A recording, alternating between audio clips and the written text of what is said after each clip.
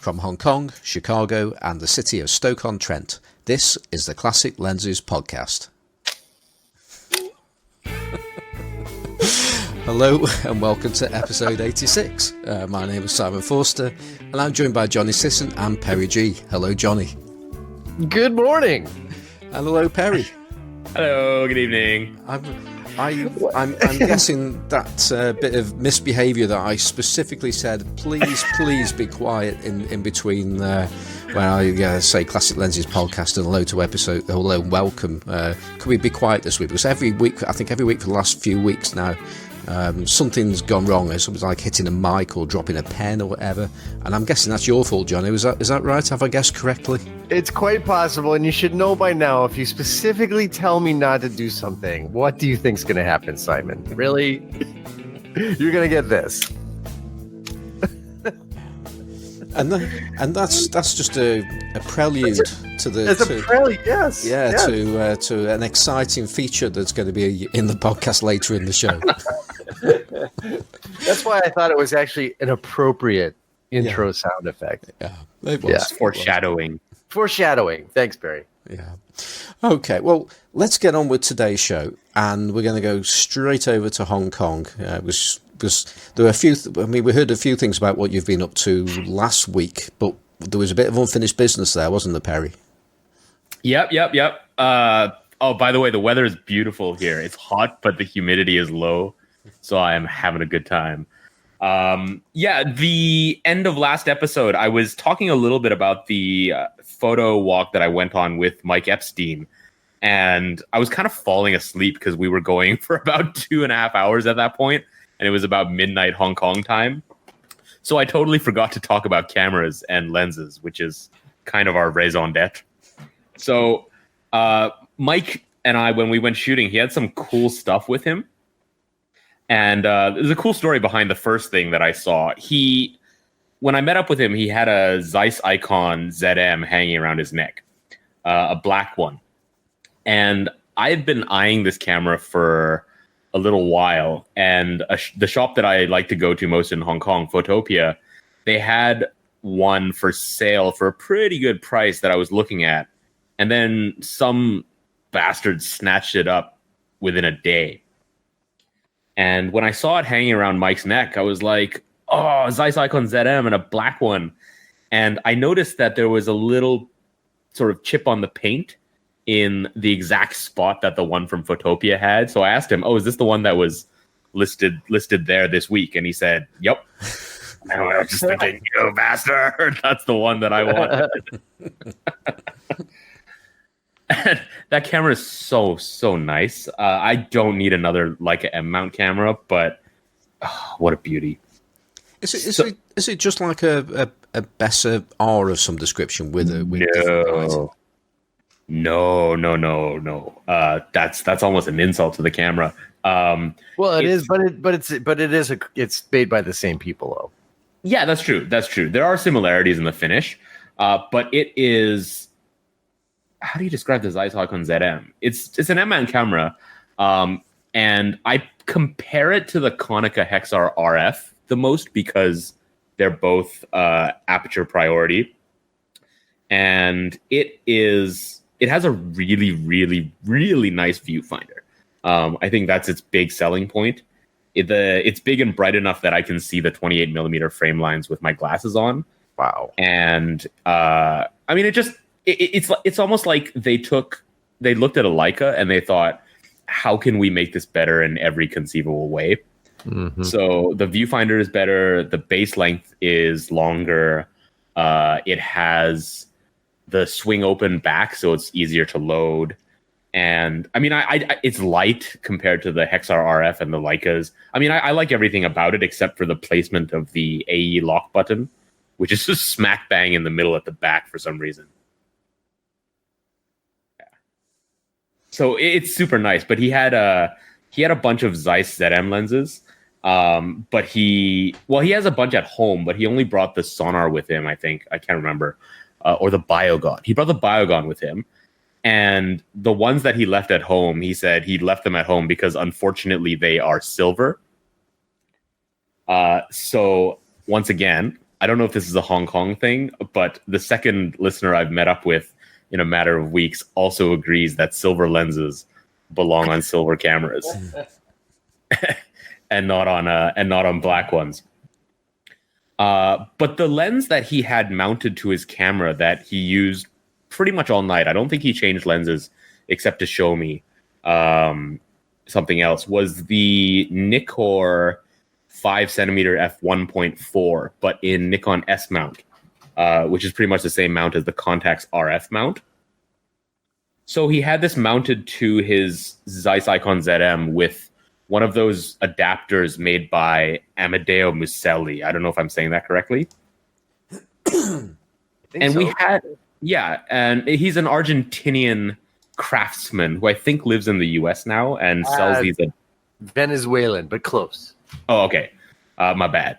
But his adapters, Rob Jameson was asking in the podcast Facebook group or in Photography with Classic Lenses about adapters he could get for his Zeiss 51.5 Opton sonar.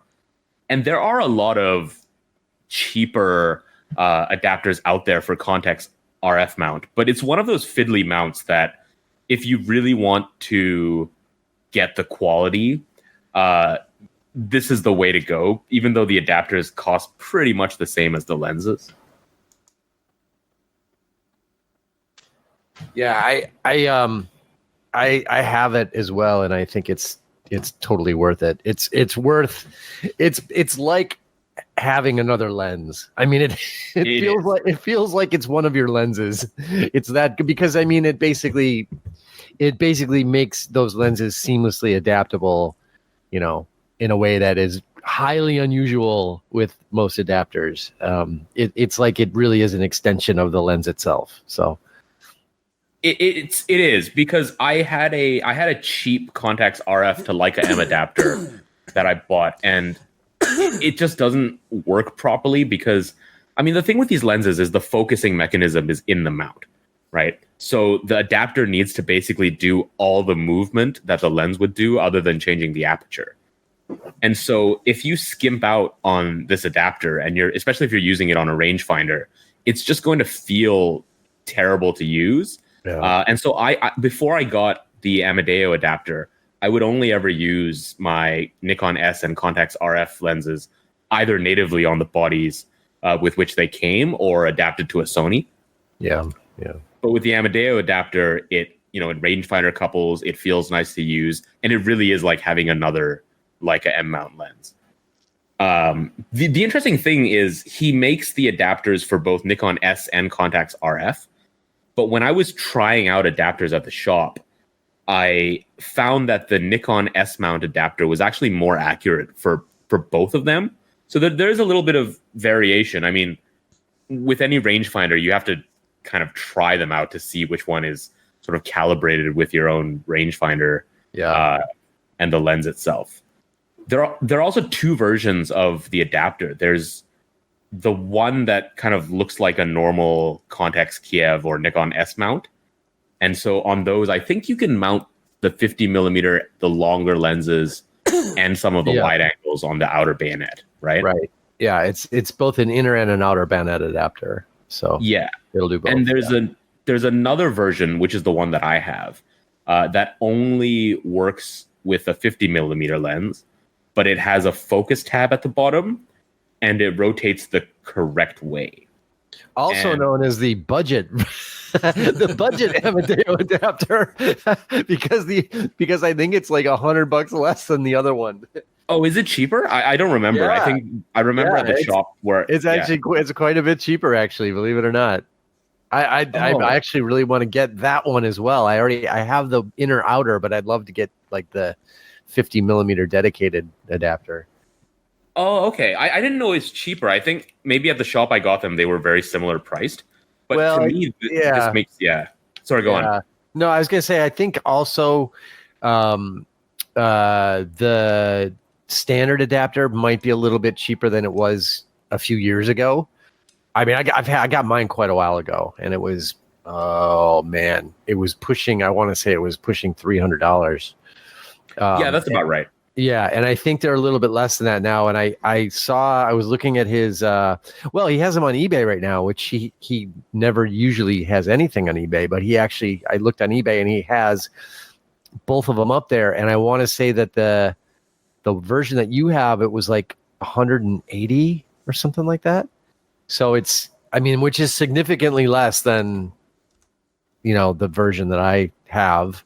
So I think they're a little less expensive now than they were in the past. Also, what he had up there, which I talked to him about this ages and ages ago. He actually has the Contax to LTM adapter up there, which last time I talked to him, he said he kind of dissuaded me from the thought of using that adapter. He said, no, it's way more complex than the M adapter, and it's harder to make, and you don't really want to do that. So he kind of dissuaded me from it, but he has them up there, which is pretty cool. So why would that be? Is it just because he has to cut a screw rather than a bayonet? I think it sounded like it was the internals of the adapter itself.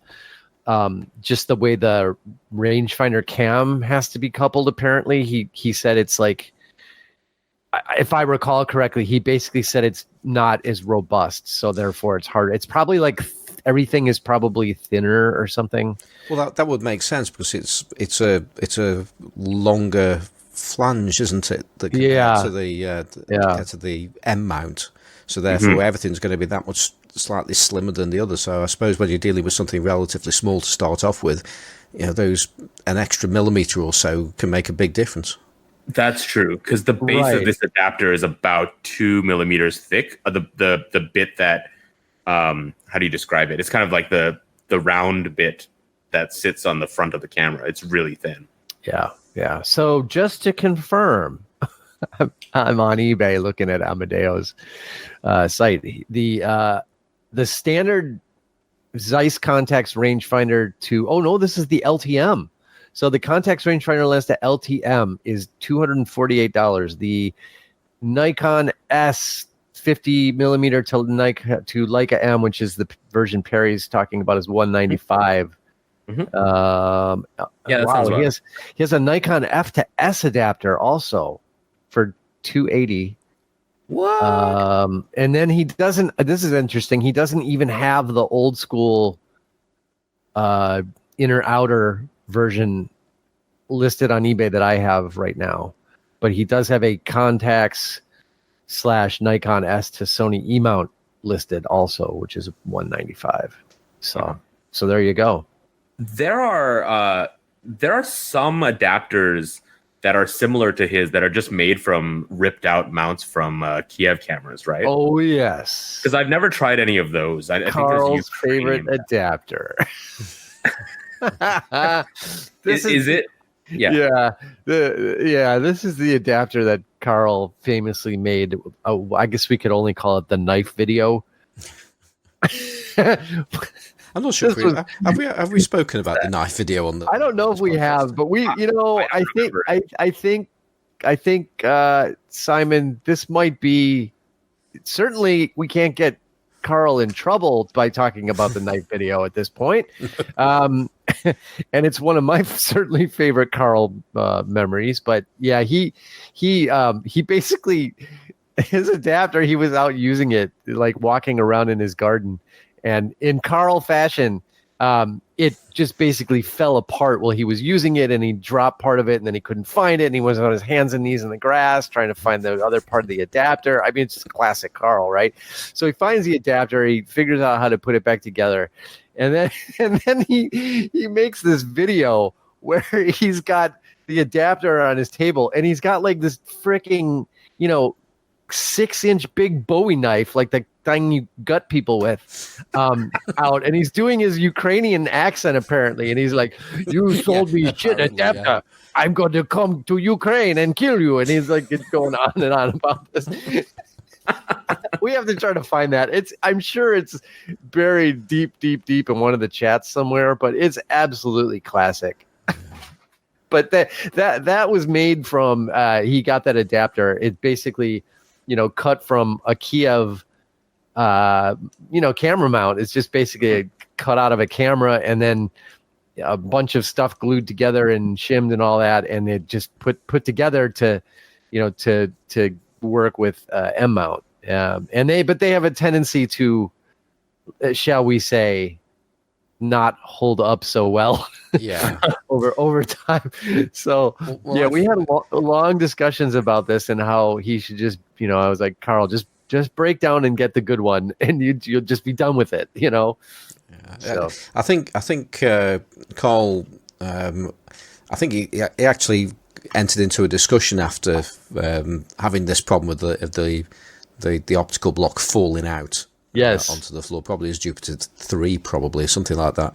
Yeah, and it turns out that after he corresponded with the maker, I think is it Koblix or something like that on on something eBay. Like that. And it was made clear to him that it wasn't so much of a feature that you could drop your lens, but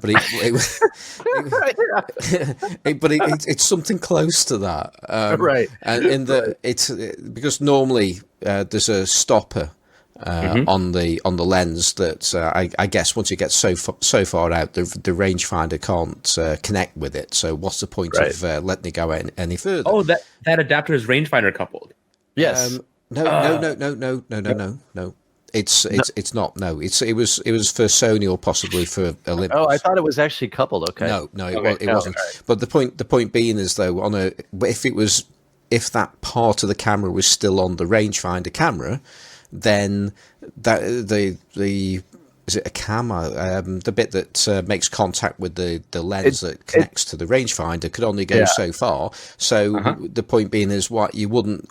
There's just no point in allowing the lens to extend further to get a better minimum focus, if you like, because the rangefinder camera simply couldn't keep up with it. The point is, if you're adapting that to like a Sony, then that restraint goes away.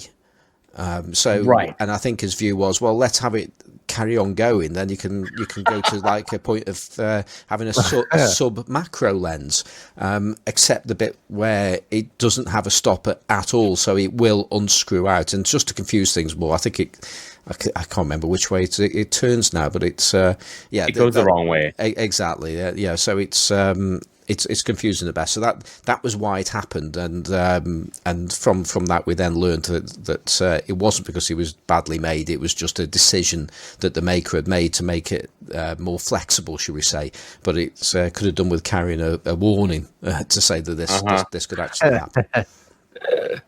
But just one other thing on that is I've had 3 of these adapters. The first one I bought was via Attila from mflenses.com fame, and that was when I had one on Micro Four Thirds, and that was a real. I've still got it. It's an absolutely excellent adaptation of a Kiev adapter going on to.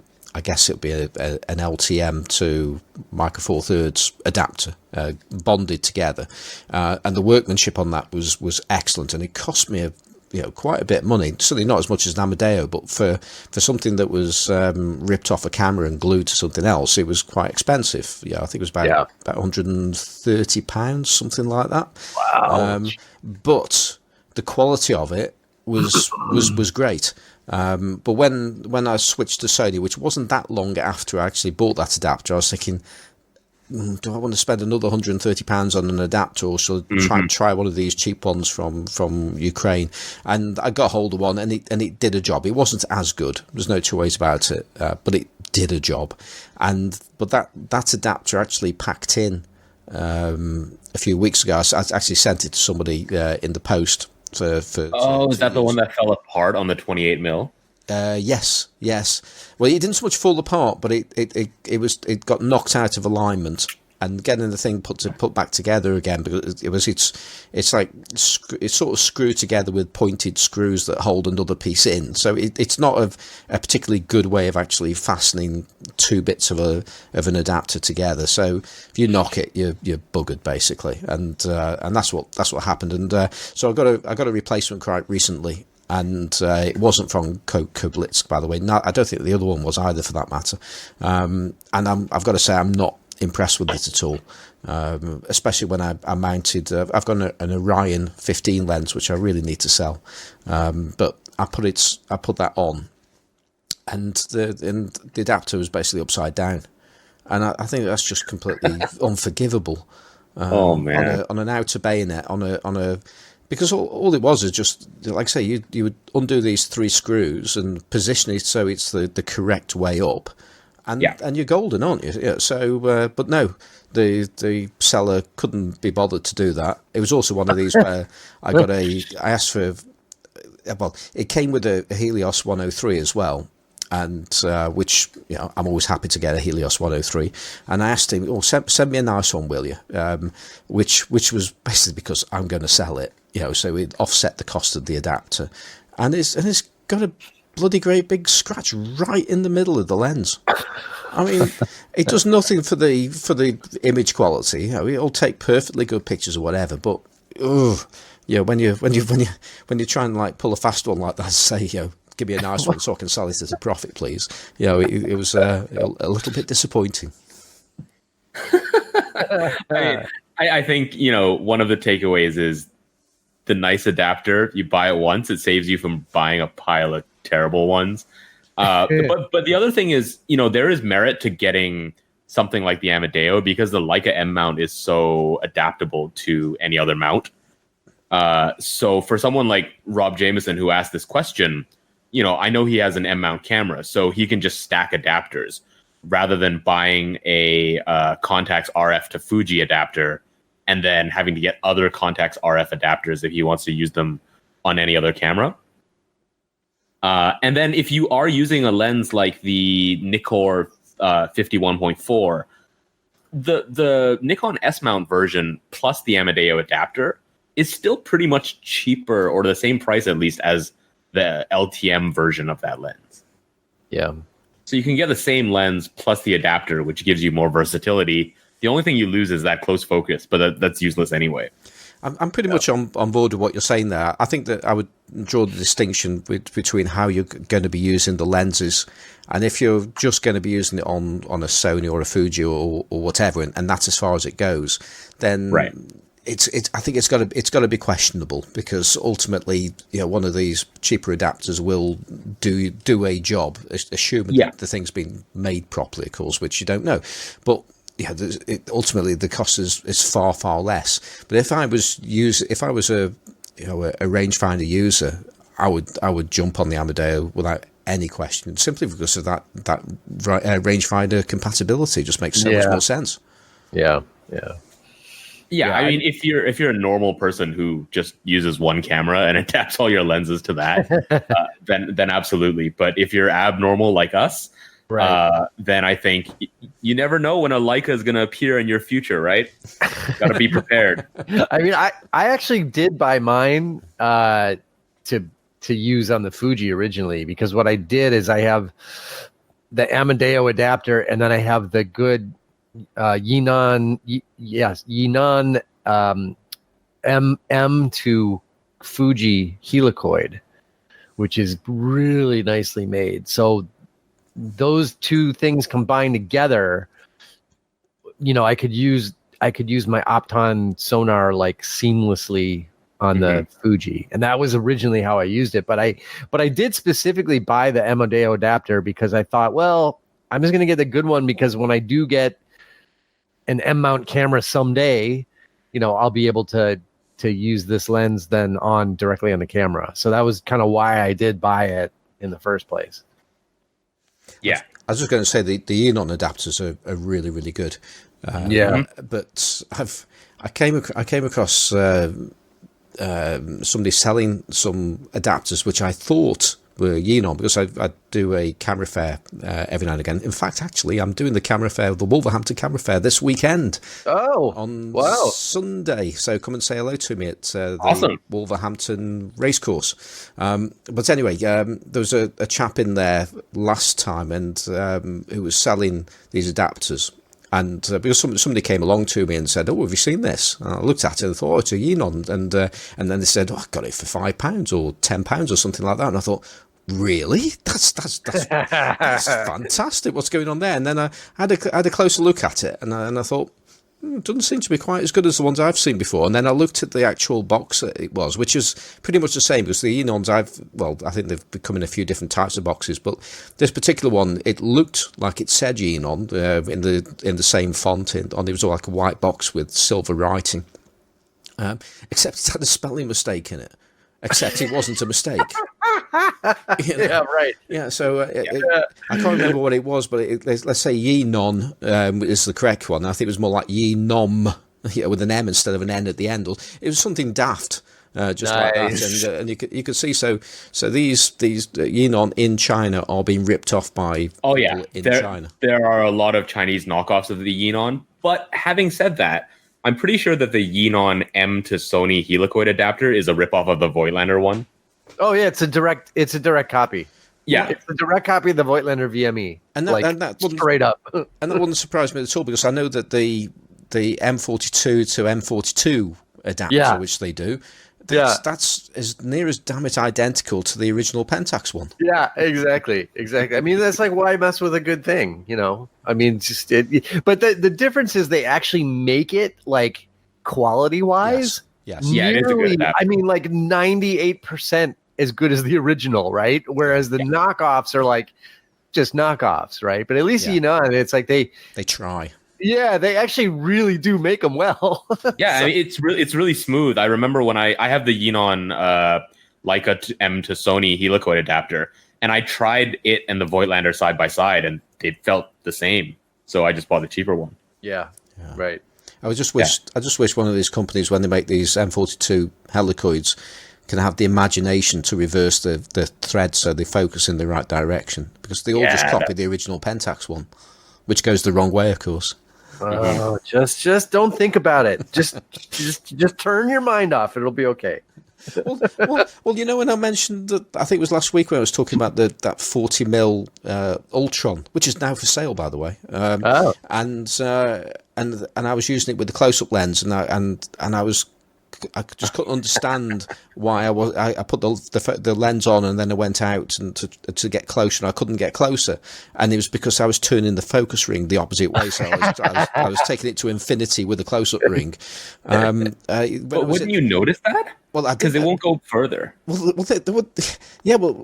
clearly I didn't entirely notice it. No, but the point being is, I took that lens to the 6 Towns darkroom that evening or the following evening, just to show it off to one of the guys that was there that's interested in Nikon, and I lent it to one of the other chaps who will remain nameless, Josh, who did exactly the same thing as I did, made exactly the same mistake. So the thing, it's all right saying, well, you just get used to it or whatever, but if you're using Nikon or Pentax or any one of those makes that focus in the other direction, you just get used to it, and that's fine. But if you're people like us that flip around from one lens to another all the time, that muscle memory, it's also good. It's okay if you've got static objects, but if you're trying to focus quickly, then you put one of those lenses on that goes in the opposite direction, and you're all over the place, and you've got a good chance of missing your shot as a result. Remind me to stay home when you come over to the U.S., Simon, and you're driving around in your rental car.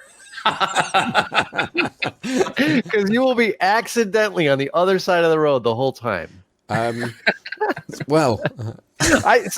my analogy, because I think it's just, you have to, if you think about it, it messes you up. If you just don't think about it, if you just turn your brain off, no, well, that's where the problem is.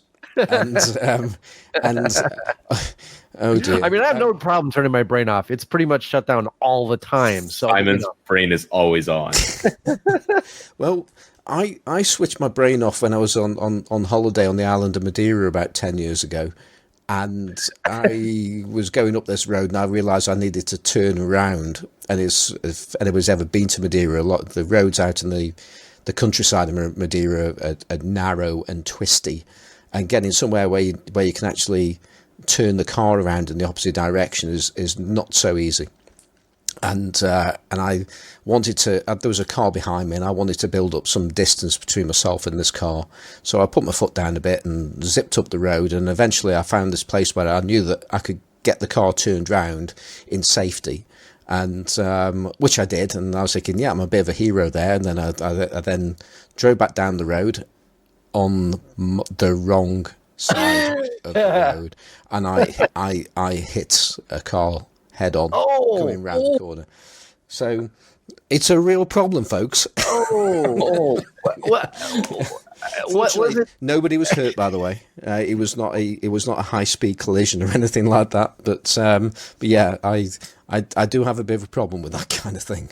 Wow, I'm trying to think now, since we're talking about Karl stories. Didn't he have a story once about being in a rental car and he couldn't get it? I'm trying to remember the whole story, but basically he couldn't get it into gear or something like that, and he was on this cliff and he thought he was going to roll back off the cliff.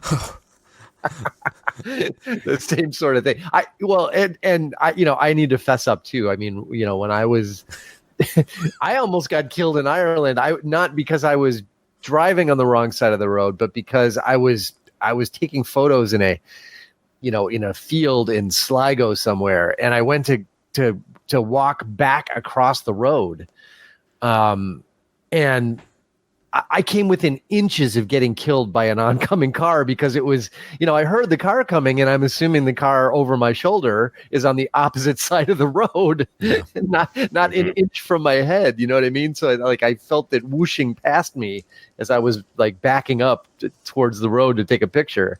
So it is dangerous. It's easier said than done. Yeah, when I was in Canada, I didn't drive on the wrong side of the lane, but it took me a long time to figure out how to signal properly in the right direction, because the signal lever went in the opposite direction as it does in Hong Kong. And then the first time I tried to fill up the tank, because the gas cover is on the wrong side of the car, I pulled up to the wrong side of the gas station, and I like parked next to, just, I don't know what it's called, the pump, right?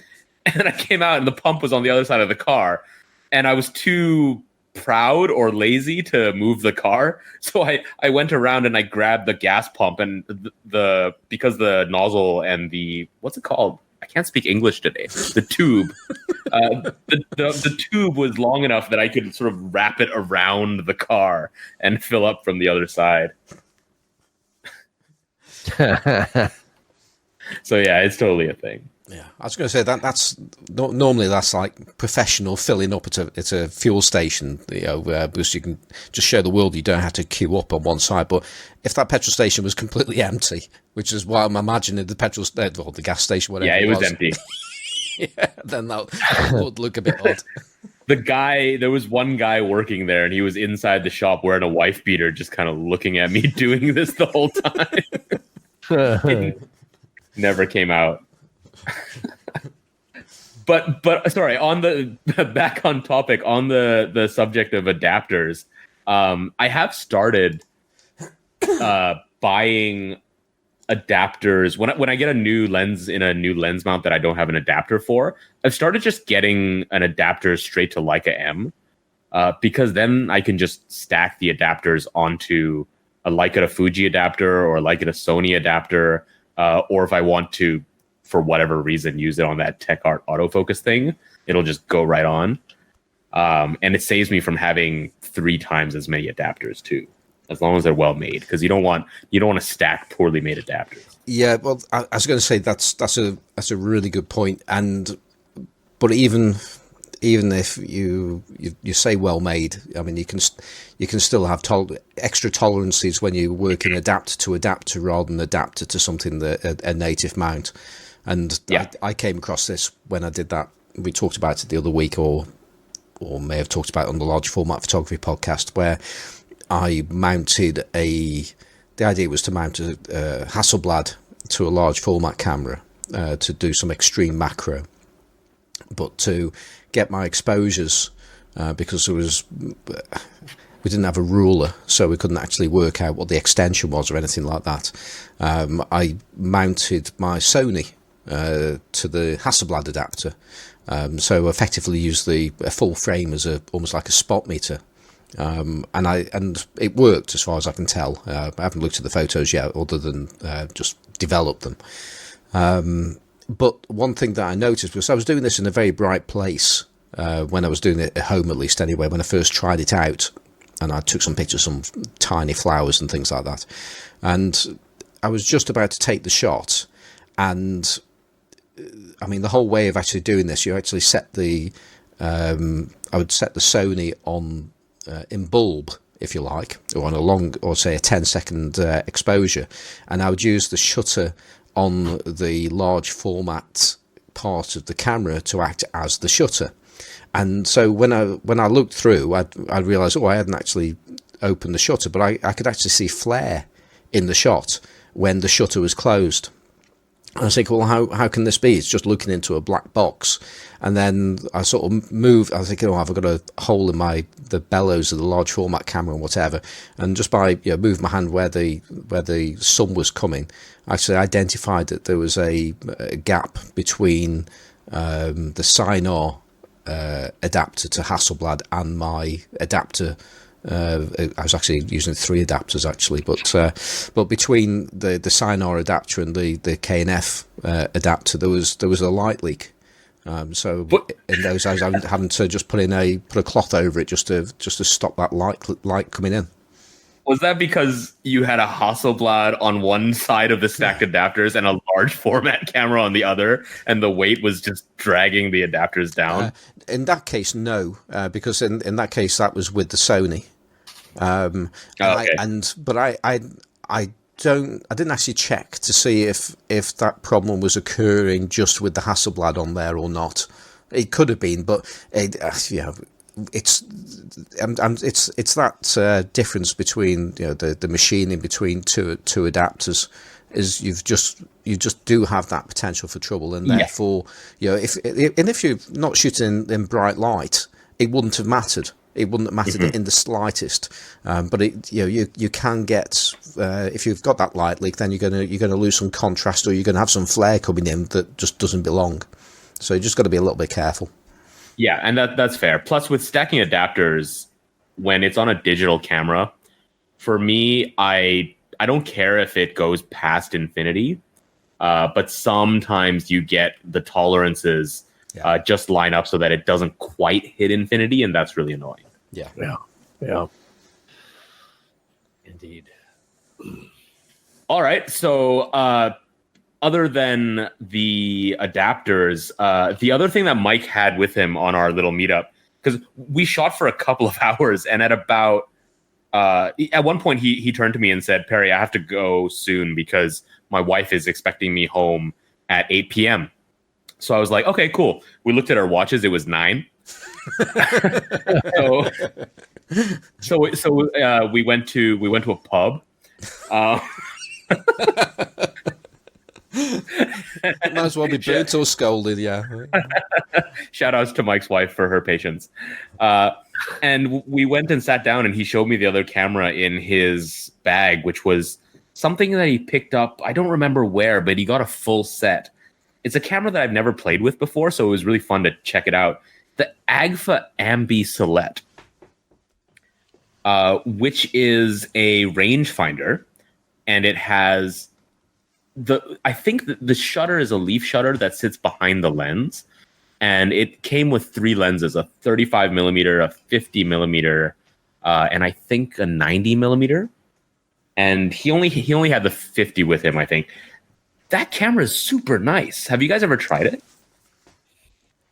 Go on, Johnny. I was going to say I haven't, but Mike Eckman is a big fan of this camera.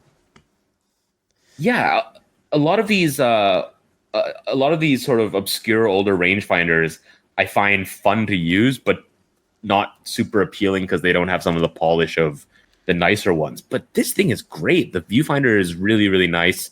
I think it was parallax corrected.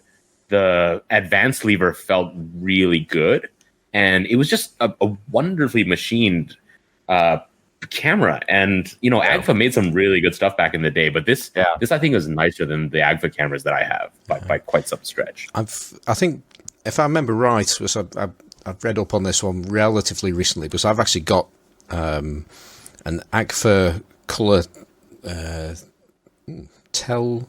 tellinear, if I'm saying that right. But it's the 90mm f4 lens that you just mentioned there. I've got it in front of me because it's currently on sale on my eBay shop. But apart from being in mint condition with no fungus or haze or anything for that matter, it's just a really, really nice lens. The way it's put together, it's nicely well damped and so on and so on. But when I was reading up on the system, it's my understanding it was like Agfa's last throw of the dice to compete in the same market as Leica and Contax. So and I think I have actually handled one of these, and I agree, they're beautiful cameras. The results are really nice too. The lenses are good. Like, he showed me some of his pictures that he shot with it and then printed in the darkroom, and they are beautiful. Nice, very nice. Yeah. I'm just putting the lens back into its keeper, which is also in excellent condition. There you go. There's some sound effects there. And if you go to the links at the end of the show, you can find in fact, I'll put a link to the actual lens that I'm actually selling there with some lovely pictures of the lens as well. So please continue. Oh man! So Simon, I'm like, how badly does he want to sell that lens?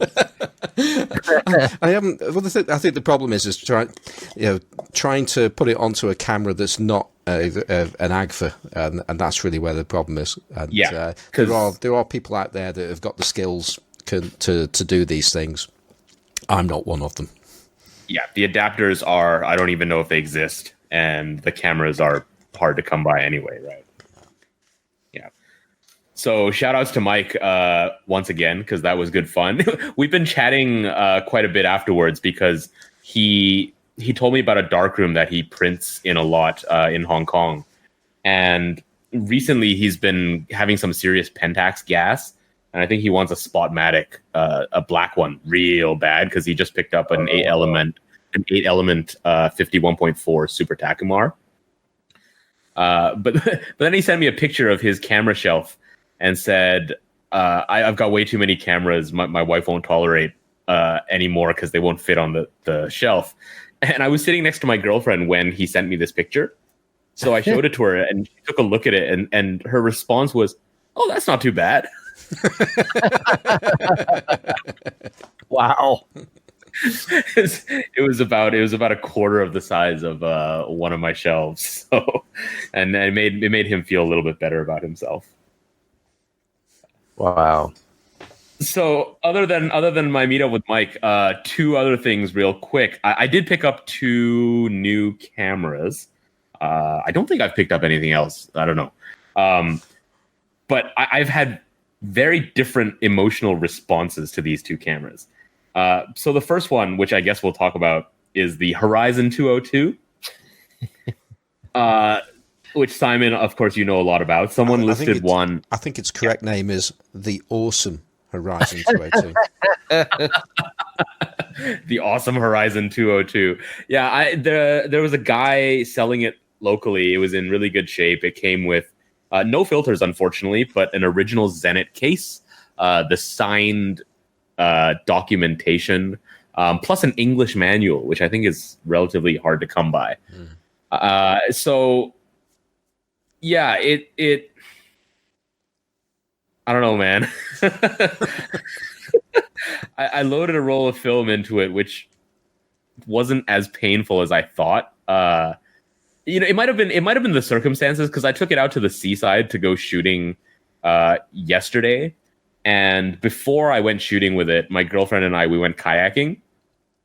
And we kind of fell into the ocean unintentionally, and then had to do some recovery work afterwards of all the things on us, including all of our clothing that was in the ocean when it wasn't supposed to be.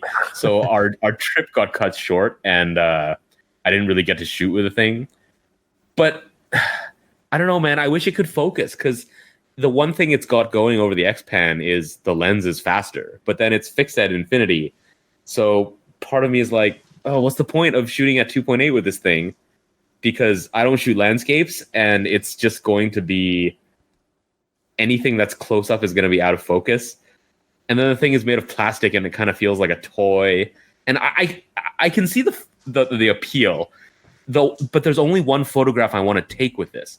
The only photograph I want to shoot with the Horizon 202 is a photo of someone like running after a bus, where they are running at the same speed and the same direction as the lens swinging, because I think that would look crazy cool.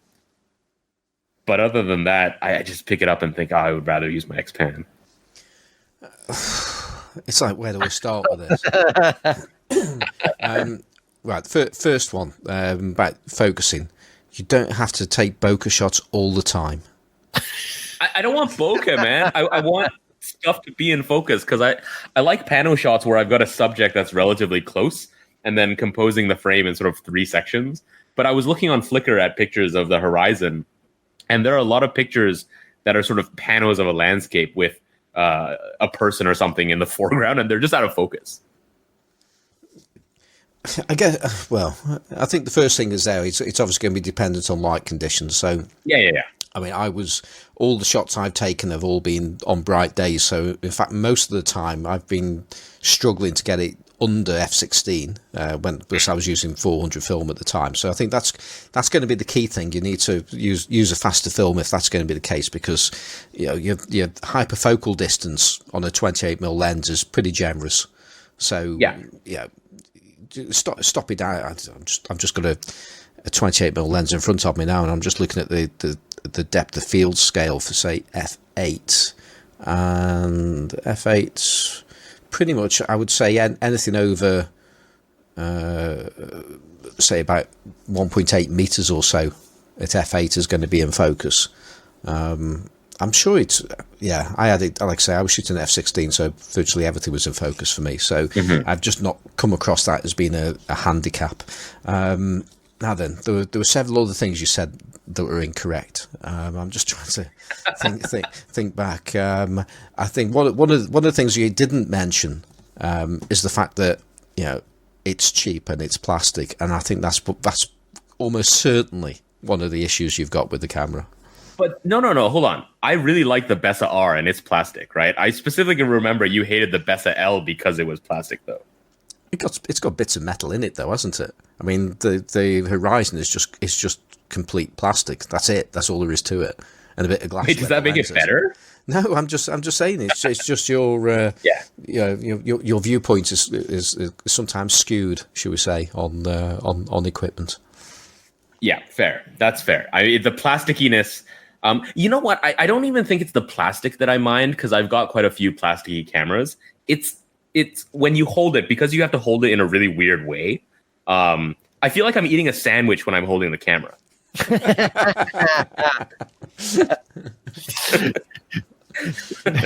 know what I mean? The Horizon 200, now nicknamed the ham sandwich. And I didn't even have any ketchup with me. No, never ketchup on a ham sandwich, Barry. All right. There's a big piece that appears to be missing out of this as well. And have you seen a photograph you've taken with it yet? No, because I fell into the ocean. So fair enough. Yeah. I will try shooting with it. I will try shooting with it on a day that I do not have a risk of falling into the ocean, because that definitely soured my mood. That's it. And do it. It'll do that. And do it in good light, so at least you can stop it down, or use a faster film or something like that. Because there was a little bit of novelty factor when I used it for the first time, which is just interesting in itself. But as soon as I actually got the photographs back, even some of the really mundane photos, I'm thinking, I've got to take a picture of something, I'll take a picture of that kind of stuff.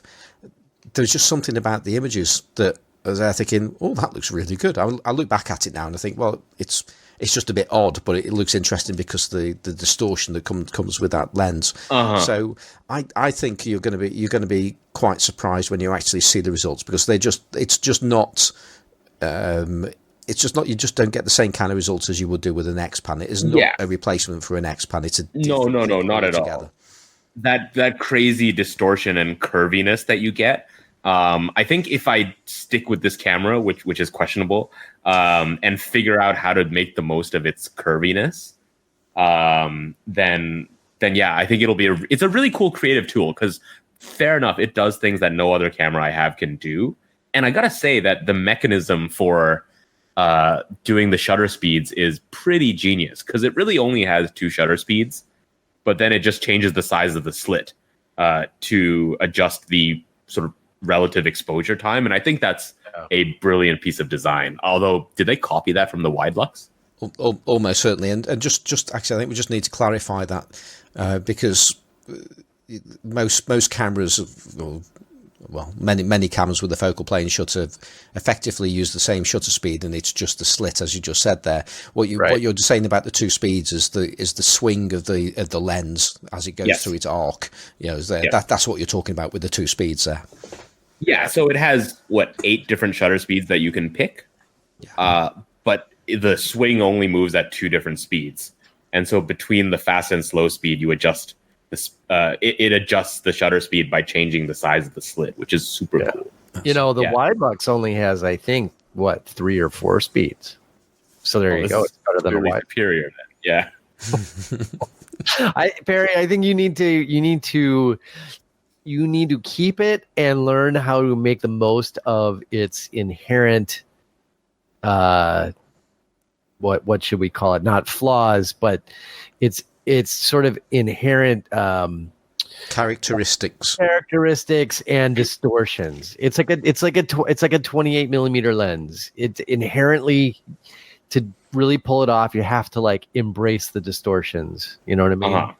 Yeah, it is. I mean, I'm not all down on it. It's a really cool camera, and it's really unique because, like I said, it can do things that no other camera can do.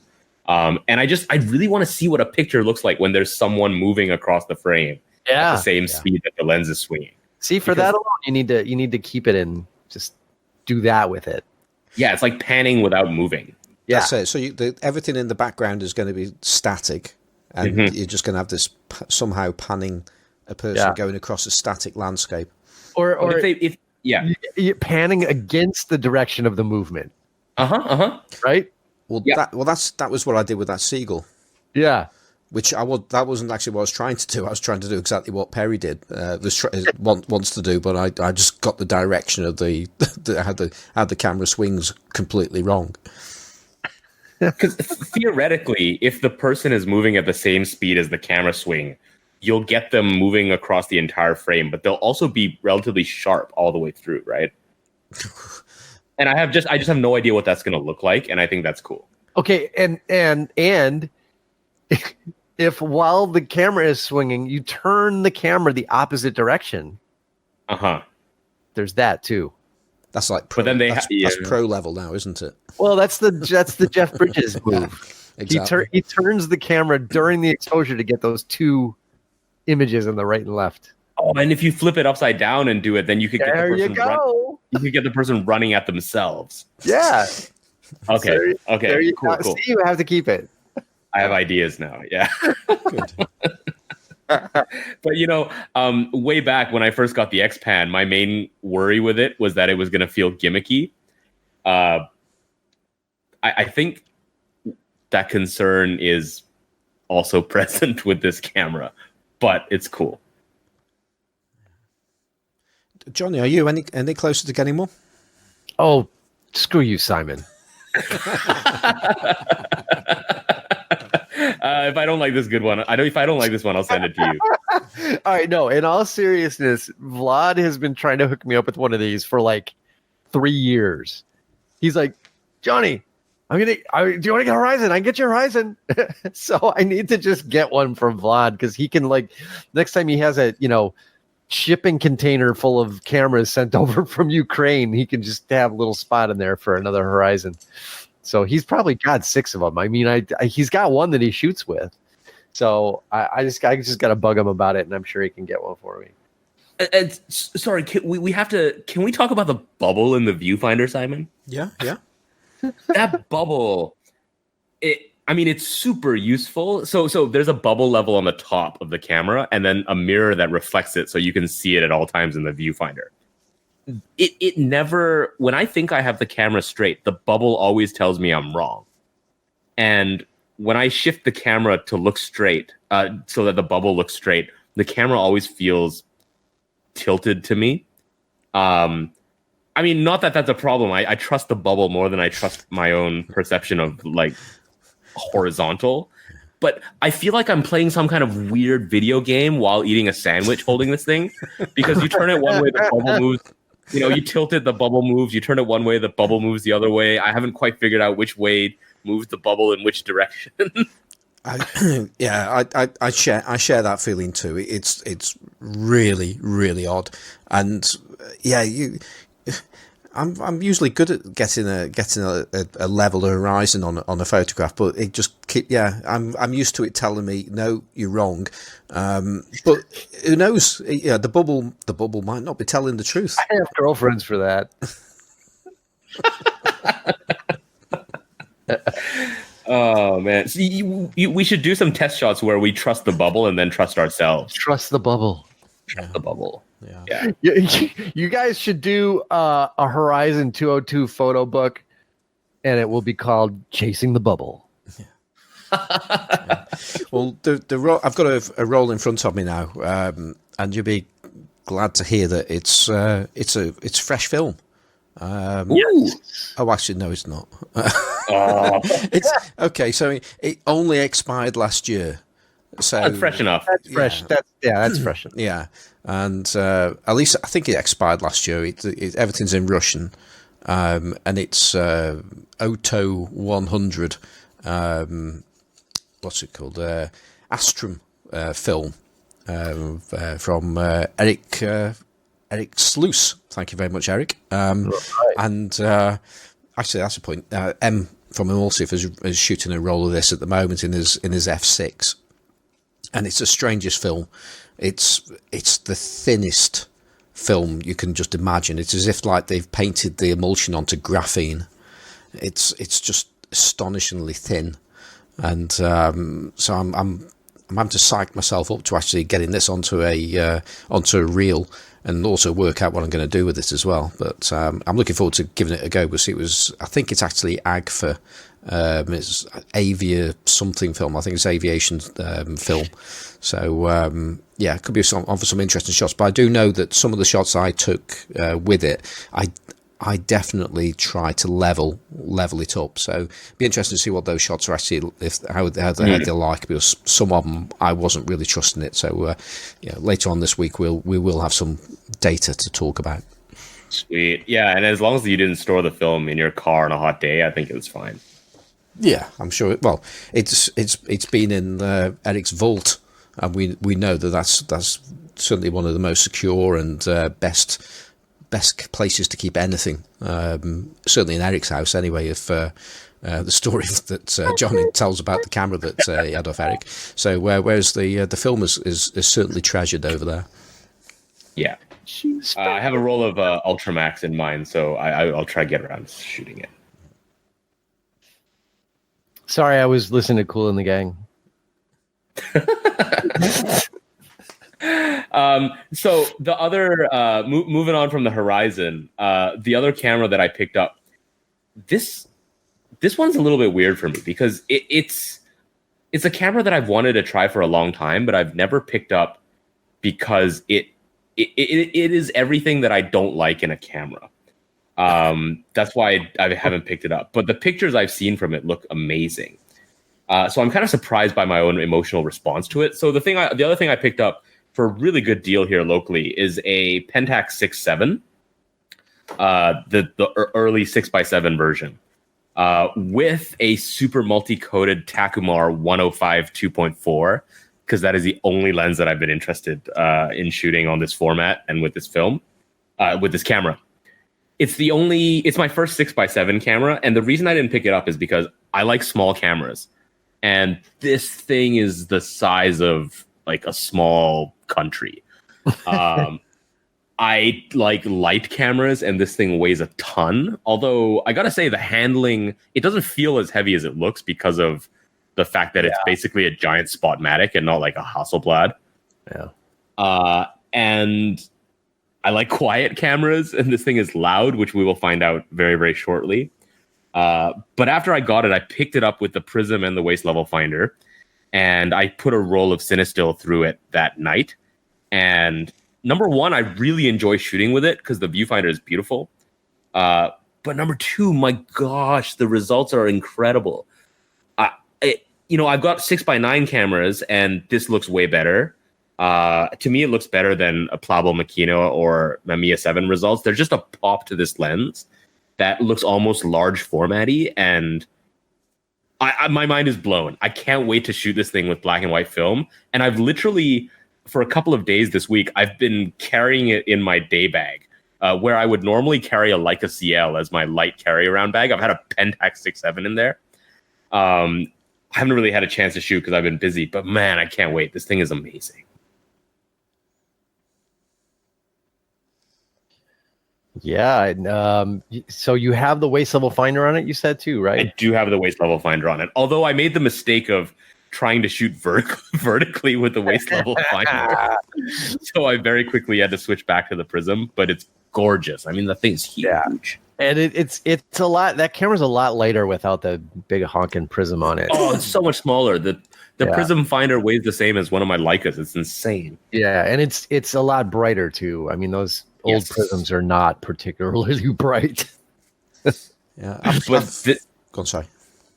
Oh no, I was just gonna say this lens is legendary, and we were discussing earlier the combination of this lens on this format has just a particular pop to it that is spectacular. Yeah. Yeah, it is a special lens, and those photos that you shared, they certainly have that pop to them. And I remember seeing some photos that were shared by Bill Manning, who does the Studio C41 podcast, and he shared a few shots taken with that combination, and I think they were like wedding shots, if I remember correctly. And my word, the subject matter just jumped off the page. It was absolutely stunning. I mean, we talk about certain Zeiss lenses doing this. Well, wow, that 105 2.4 really does the same too. I mean, it's got to be something about the combination of format and lens. Yeah. I think if you put this thing on a speed booster and slapped it on a Sony, you wouldn't get the same look. Right.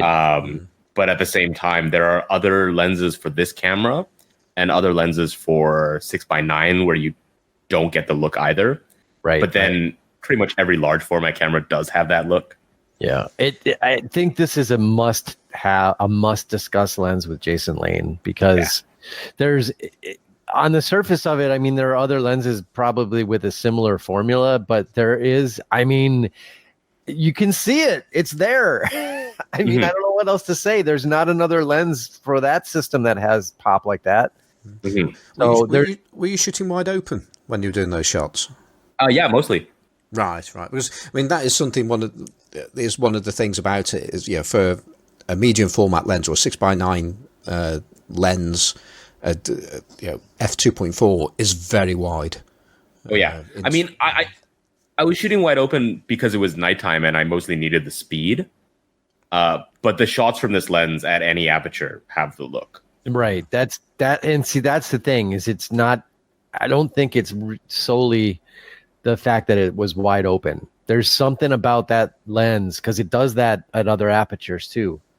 Right. So, yeah. Well, yeah, well, we talked about this a few weeks ago, and if you're trying to get that, generally speaking, if you're talking on full frame, and you're trying to get that pop, it's not a simple matter of just shooting wide open. It's about having your subject completely in focus, and then everything immediately behind it or in front of it, for that matter, to be out of focus. And it strikes me at 105 mil and f2.4, then that's going to fit a person into that very nicely, if that person's at the right distance away from the camera. Yeah. And I found it not too difficult to focus, even shooting on the street with this thing, because with the magnifier I can just about see the full frame. and you know the edges don't get cut off, and it just the with the waist level finder, the 3D-ness of the image pops out when you're focusing and looking through the screen too. Plus, Pentax makes really good focusing screens, and this one has the nice matte one that doesn't have the stupid split prism in the middle. Yeah, I like the split prisms personally, but yeah, each to our own, really. I like them too, but they're not accurate. What?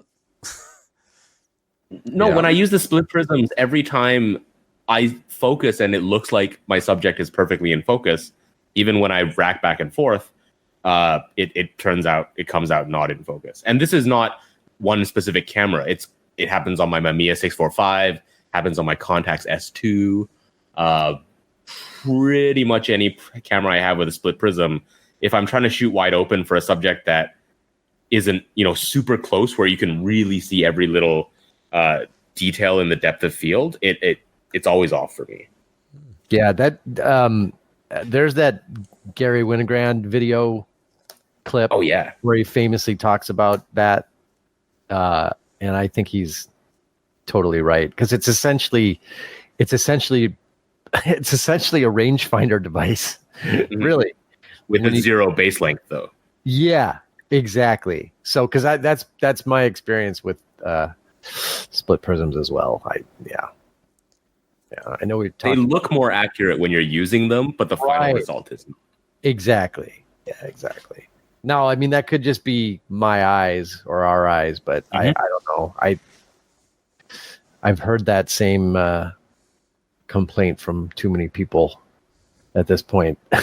You know what I mean? It's yeah.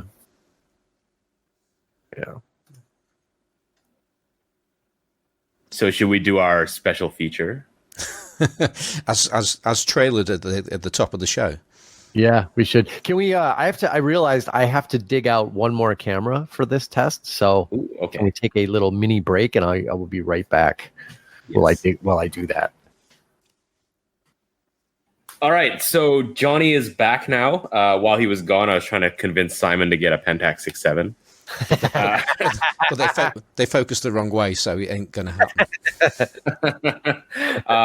But I got a message from Rob Jameson, who apparently really enjoys the parts of the show where we make camera sounds. Well, must have. No, we don't make camera sounds. The cameras do. Cameras don't make camera sounds. People make camera sounds, Simon. Oh, okay. Right, exactly. This is getting deep. Well, he must have loved your film loading special feature the other day. Well, I'm glad somebody did, because I did hear comments to the contrary on that one, but there you go. So, Rob said to me, "Hey Perry, on this week's show, can you compare the shutter of your 6x7 to something quieter, maybe like the M2 Simon shot last week? It's always cool and geeky when you guys do camera noises at the end of the show." From Rob Jameson. Well, we're not doing it at the end of the show. We're doing it right in the middle. So I think what we're going to do is we're going to play the sounds from our loudest SLRs, and then our quietest SLRs, and then our loudest rangefinders and our quietest rangefinders, and any other cameras that we want to just, click on air and compare them. So I'm going to get us started. I actually want to start with a comparison, because I have two medium format SLRs that are crazy loud. This Pentax 6.7 and my Bronica S2. I don't actually know which one is louder. So we are going to find out right now, because I've heard the Pentax 6.7 described as being akin to a Norse thunderclap when it's fired. So here we go. Here's the Pentax 6.7 at 1/25th of a second, because I was going to say we should probably come up with a common shutter speed to use for these, assuming that our shutters are accurate. Well, there's mirror slap too, so do it faster than 1/100. Yeah, because slower than 1/100, the human ear can perceive both curtains opening and closing. Right. I was going to do like an 1/8 of a second. Oh, you want to do slower shutter speed? Well, that's what I was thinking, only because then you can hear that some of them have the reason I was going to suggest that is some of these cameras have a distinct sound of the shutter itself. Yeah. Like, do you know what I'm saying? Yep. Like an M, like even like an M camera makes that zip sound, right? While a shutter, yeah. Okay, 1/8 of a second. That sounds good. 1/8 of a second. And I was supposed to say, sorry to interrupt. Yet again, disclaimer that that part of Simon's magic that he does every week with this podcast is he runs a little program called Levelator that basically brings my loudmouth down to the sound of a normal human, and makes everybody sound about the same. So that may or may not adjust the have an effect on the relative volume of these sounds. So if we're saying one is louder than the other or quieter, you'll probably have to maybe somewhat take our word for that if it seems like it's not super quiet. So yeah, I'm thinking it's not going to make any difference, but it's worth just mentioning that. All right, so here is my Pentax 6.7 first, and that's going to be followed by the Bronica. So this is 1/8 of a second. Here we go.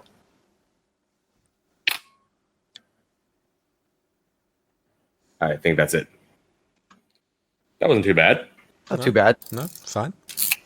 Wait, I'm just going to try it. Again, it does depend on whether the camera was in this room or not, though, I suppose. Yeah, that's true. That's true. How close are you holding that? Yeah, just for consistency now. How close are you holding the camera to your microphone? Pretty close to it. Pretty much right up to it. So we're all going to point our lens like right at the mic, essentially, right? That's what I do. Okay. All right. Okay. So lens pointed forward towards the microphone. So, but just to clarify, so you don't want me to use a 400mm lens? No, that would be cheating. Yeah. Okay. Wait. I just want to try that again because I think my I'm using a dead roll. I was going to say, things just sound so simple, don't they? And then you do it. Well, what if? What if? No, it's because I'm using a dead roll of film, like a spool with just backing paper. And when you try to force this thing to fire, it does weird stuff sometimes. So I'm going to try that again at a faster shutter speed because I don't think the mirror went down properly. Okay, here we go. There you go. Oh, yeah. Yeah, it was definitely louder. Yeah. That was better. Yeah. Okay, so I think the battery might be dead as well, because it was just the one I got in there. So here's the Bronica, and let's see which one's louder.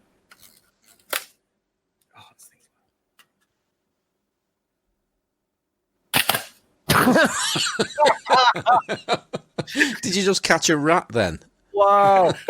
So, folks, if the Levelator program didn't even that out and they sounded the same to you, that's definitely fake news, because that Bronica S2. I'm a bit concerned now that just before you did that, then you made like a clicking noise, and people who are listening to this on headphones or in the car might have just turned the volume up just before you did that. Oh, that clicking noise was me cocking the shutter. Right. Yeah. Okay. And the giant slash. Okay, so the Bronica's louder. Yeah. Oh yeah.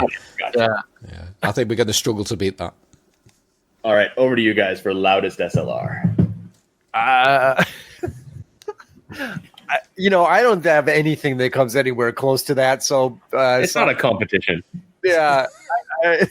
I mean, yeah, I don't have anything that comes anywhere close to that loudness wise.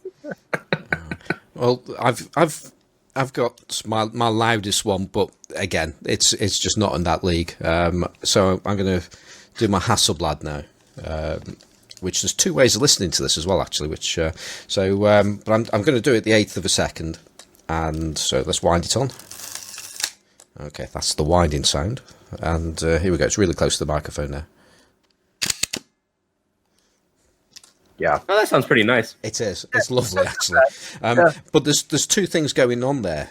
You've got the mirror getting out. Well, no, there's three sounds. Because it uses a leaf shutter. It's got to get the mirror out of the way. And there are these, I'm going to call them baffles at the back of the camera as well that open and shut. So that's one of the things about Hasselblad. You can mess about with that a little bit. I'm just going to wind it back on again, and I'm going to. You can actually bring the mirror up first before you actually take the shot, which is a technique that some people used to use with, and probably still do, to take candid photos. If you've got a model that's struggling with the smile or the certain kind of look, and then they just, for whatever reason, they relax immediately after they hear the click. Well, some people actually use that as a method to actually capture them. So they lift the mirror up first, so that's this sound. So that's the mirrors now out of the way, but the shutter hasn't been fired yet. And I'm going to just get the shutter to go now. That's the shutter. So, and then I just released it again, which was, I'll do that again slowly. So mirror up. That's the shutter. And then as I release everything, it drops the baffle at the back. Yeah. So I'll just do it again all together now. So there's actually 3 noises that are being played there. So, but none of which is anywhere near as loud and is what you just played there. But it's a nice sound. Yeah. Now I don't have. Well, sorry, Simon, you have a quietest still yet, don't you? Do your loudest, and then we'll go to quietest SLR. Well, okay, I don't have. I don't know that because I don't have a medium format SLR. Which I mean, you got to say a medium format SLR is going to be one of the noisiest cameras because it's just got that big mirror. Yeah. I mean, certainly you've got to throw a Pentacon 6 in there or something, or 6C or something. That's going to make a racket. So I don't know that all of my SLRs are 35 millimeter. So I don't know that I have a. They're all kind of just loud. I definitely have a quietest, but I have. Let's call it this is the ugliest SLR I own, so you'll have to visualize the look of the camera. But this is the sound of the ugliest SLR I own, and I'll tell you what this is in just a moment. So let me wind it and fire it together. So that is the Argus CR1, which gets my vote for ugliest SLR of all time. It just sounds like pretty much an average SLR. It's not anything unusual. But now I'm going to play something a little bit different.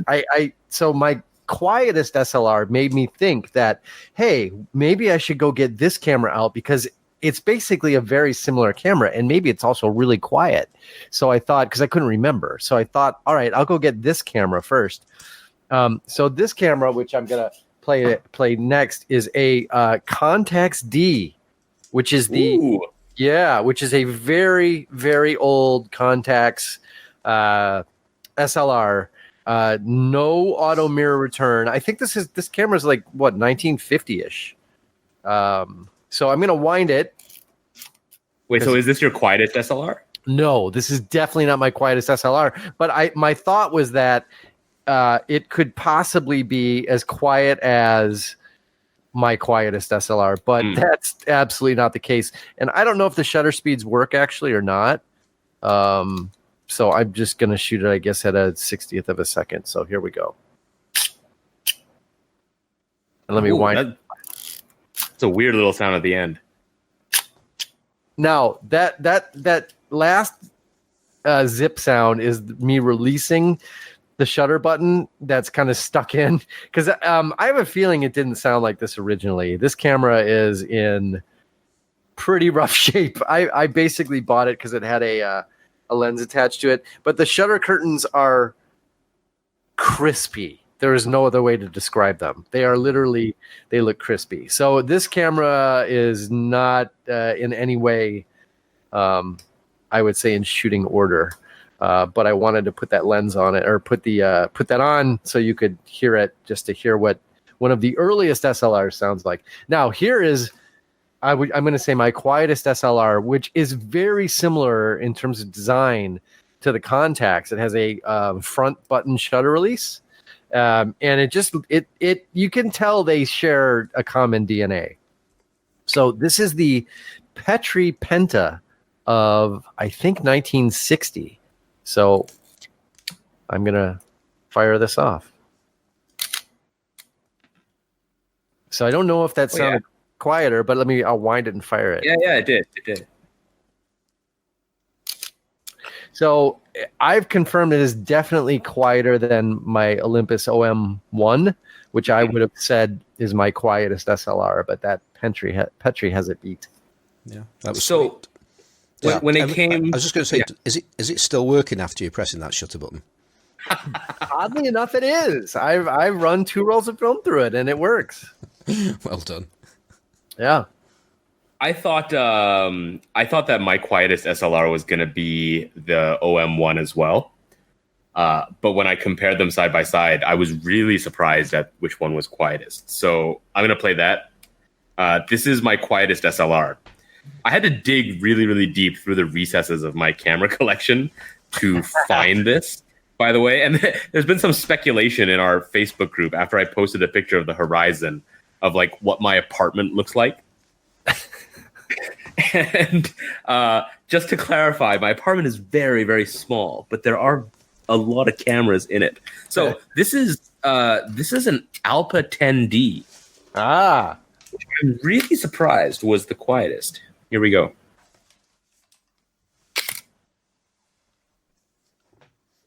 Did you hear that?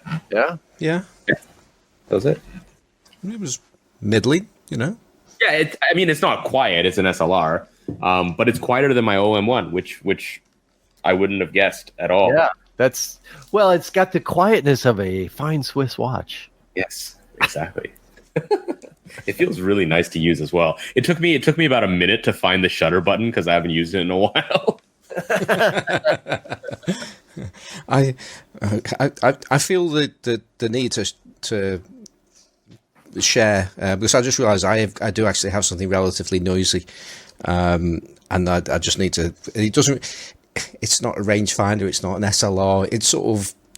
It doesn't really fit into any of those things. It's not even scale focus. But I think as I do the shutter here, I think Perry will know exactly what this is. So and I'm doing it on a slow speed. I know what it is. Here we go.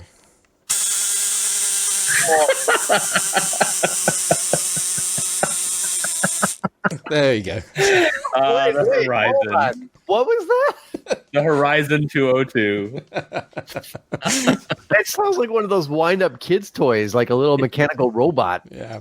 Actually, I think I just realised we have actually done that before, haven't we? But even so, it was worth an encore. Can I just say the Wide Lux does not sound like that? I'm sure. Just for reference. Oh man, do you have a quietest SLR, Simon? I do, and it's a rerun of a camera that I've played before, and I'm gonna do it on and it's motorized, so I'm gonna put it on burst mode. So we'll take a few shots. Let's go with this now. Assuming I've got it set up correctly. Let's try. Oh, is that the Contax RTS? Not RTS, but it's the RX. Contax RX. It's like it sounds like pew pew pew pew pew pew pew. Exactly. I love that. I should go get my robot camera and wind that sucker up and fire off 8 frames real quick. Same kind of thing. It makes that sound? Yeah. All right, hold on. I'll be right back. I'll go get it. Well, of course, because it's got that large dial on the top that you wind it up with, that's spring loaded, so it doesn't actually. Yeah. It fires the shutter, which I assume also drives the spools to pull the film along. I'm guessing. I guess so. One's mechanical and one's electronic, though, so I'd be surprised if they're that similar. But that RX I think is just fantastic for a built-in winder as well. I think that's just. In fact, we'll just quickly do that with as a single shot just to compare to everything else. Here we go. Oh, I've just I just left the lens cap on, so that wasn't very clever of me when it's on automatic exposure. There you go. Wow, lovely. All right. So here comes the robot. Here comes the robot. So this is a sound you may have heard had you been being gunned down by a Luftwaffe Me-109, and the pilot was taking pictures of you as you were going down in flames. So let me just wind this sucker up.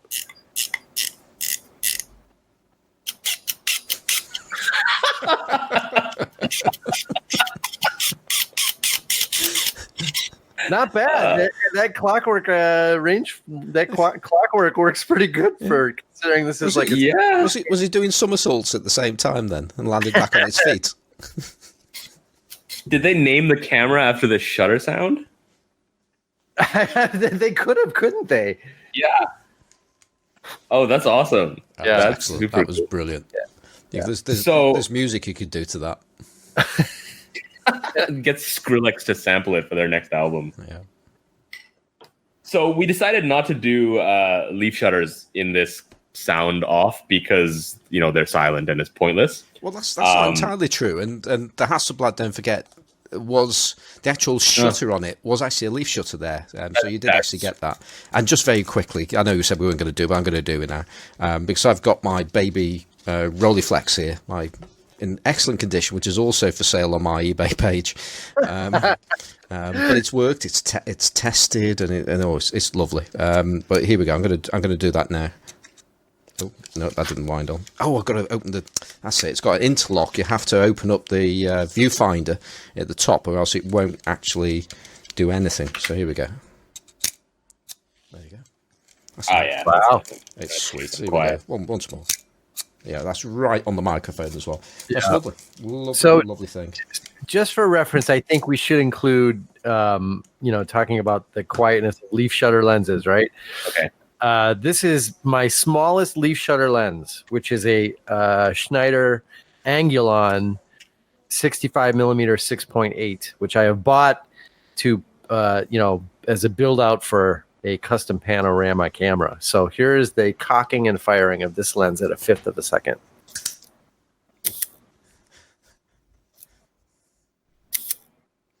That is nice and quiet. Yeah. Quiet little and then really, I mean, that the sound of that is I shouldn't even say it's the lens. That is the synchro compor shutter, because the lens is really making no sound whatsoever. Yeah. That's the synchro compor. Synchro compors are so nice and quiet. I didn't even bother checking any of mine because I knew they were going to be really quiet. Right. Yeah. But my quietest leaf shutter is the Contax T, which I have in front of me right now. Oh. Don't bother with that Kendall Jenner nonsense. This one's the real deal. So here it is, leaf shutter. There you go. Yeah. So, loudest rangefinder. Johnny, we have to do a direct comparison here. Hold on. Okay. Because we have two different versions of the Texas Leica. Actually, can we just rewind a little bit? Because I think it's just worth letting our listeners know to something that happened earlier when we were just talking about this segment, which, believe it or not, was actually planned. And 5 minutes before we're going on air, Perry says, "So have you got your cameras for the shutter test?" And we're like going, "Eh? Oh yeah." And so there's this mad scramble trying to find cameras, and I immediately went for what's going to be quiet, and I've got an Olympus XA. And and I tried my Olympus XA, and I was actually quite surprised at the noise level on it. And I think anyway. So I said to Perry about that, and Perry was doing pretty much the same thing. He'd already got his XA, or was looking for his XA, and I was saying, this is actually louder than a camera I'm about to do. And he says, really, and I'll just do mine. And he did his, and he goes, mine's like almost silent. And then I mentioned that I just mentioned the comment, say that I'd been looking for some batteries, and then he then realised his didn't actually have any batteries in it, so the shutter didn't even fire. It's not the first time that's happened to me. Yeah. Do you have your XA in front of you? I put it away. Actually, no, I've got it. Let's just grab it. Hold on. Yeah, because when I did fire it off, it's a lot louder than I thought. I thought the Contax T and the XA would be pretty much the same, but man, the XA is way louder. All right, fire yours off. I'll fire mine off right after, and we can see if one of ours is screwed up. Yeah, so I was going to say, yours actually has batteries in it now, does it? By the way, I still can't quite work out about how yours was almost silent. So you heard something with that battery, that thing that didn't fire. But here we go. Yeah. So they sounded pretty much the same. Yeah, I was actually quiet, and I remember. Oh, I'm wearing headphones. I can't hear the thing properly. That's why. That's yours. Here's mine. So, Johnny, you just heard both of them there. Does one of them sound louder than the other? They sounded about the same to me. I don't know. Well, that's good. That's good. Yeah, I think That's what we wanted to hear, really. Oh man, we're gonna have biceps, like huge biceps after this. Because I'm holding I just put down my Olympus XA, the tiniest camera I have. Oh no, the Contax is smaller, but I now have the Texas Leica in my hand. Johnny, what shutter speed are we gonna do this at? Let's do an eighth of a second. All right. You can go first. You want me to go first? Okay, I'm gonna wind and fire. This is the Fujica GL 690, the one that Robbie has so kindly given to me. So here we go. Winding. Shutter release. Oh, that's not too bad. No, it's not bad at all. Okay, here's my. And I don't know if you heard that. At the end, I didn't release the shutter button right away because that last click. This is the shutter button. That's like the sound of just taking your finger off the shutter button, which you could do very quietly if you wanted to. One could do that if they so chose to do so. Yeah, that's a lot quieter than I expected. Yeah, it's really not a loud camera. Because here's the Fuji GW 693. Wow, that is significantly louder. Yeah, it really is. It's not too bad though. It's nothing like that thing that you did right at the start, is it? Oh yeah, I mean it's still a rangefinder, so it doesn't have a 6x9 mirror, unlike the Bronica's mirror, which seems to I don't know what that thing is made of, but it's crazy. I know what it's made of, but I'm not allowed to say that word on the podcast. Okay, the very last one, quietest rangefinder, actual rangefinder, not leaf shutter. Right. Who's gonna go first? Okay, I'll go. All right. And the good bit about this is I get to wind it on because I like to wind this camera on, as keen listeners will know. So this is the Leica M2. So, that was nice. Actually, I'm going to have to play the winding sound in a minute. But eighth of a second. Oh, I love that sound. And I'm going to wind it on now.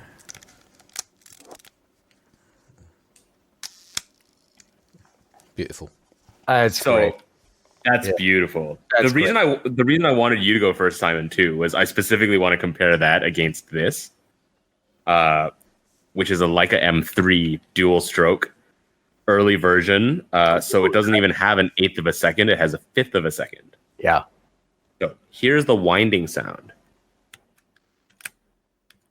and now the shutter. Done. Yeah. I think that's for you to comment on there, Johnny. Well, they're very different, aren't they? I mean, they're very different. I think the M2 has got a certain lyrical sweetness to it. However, that dual stroke sounded more like a Barnack Leica to me. It did almost, didn't it? Well, it's interesting because it makes that weird sound afterwards at the shutter speed slower than 10. Yeah. So at a 50th of a second, it sounds like this. Yeah. And that's kind of why I wanted to use the longer shutter speed, because I really like that sound of the slower speeds on the Leicas, the way they do that dying zip off thing. Yeah. It's nice. Quiet thing where they trail, where the spring trails off or whatever. I really like that sound. Pro tip for anyone who's buying a Leica, you want that sound at 1/15th of a second. Yes. Yes, you do. Yes. Johnny, do you have a quietest rangefinder?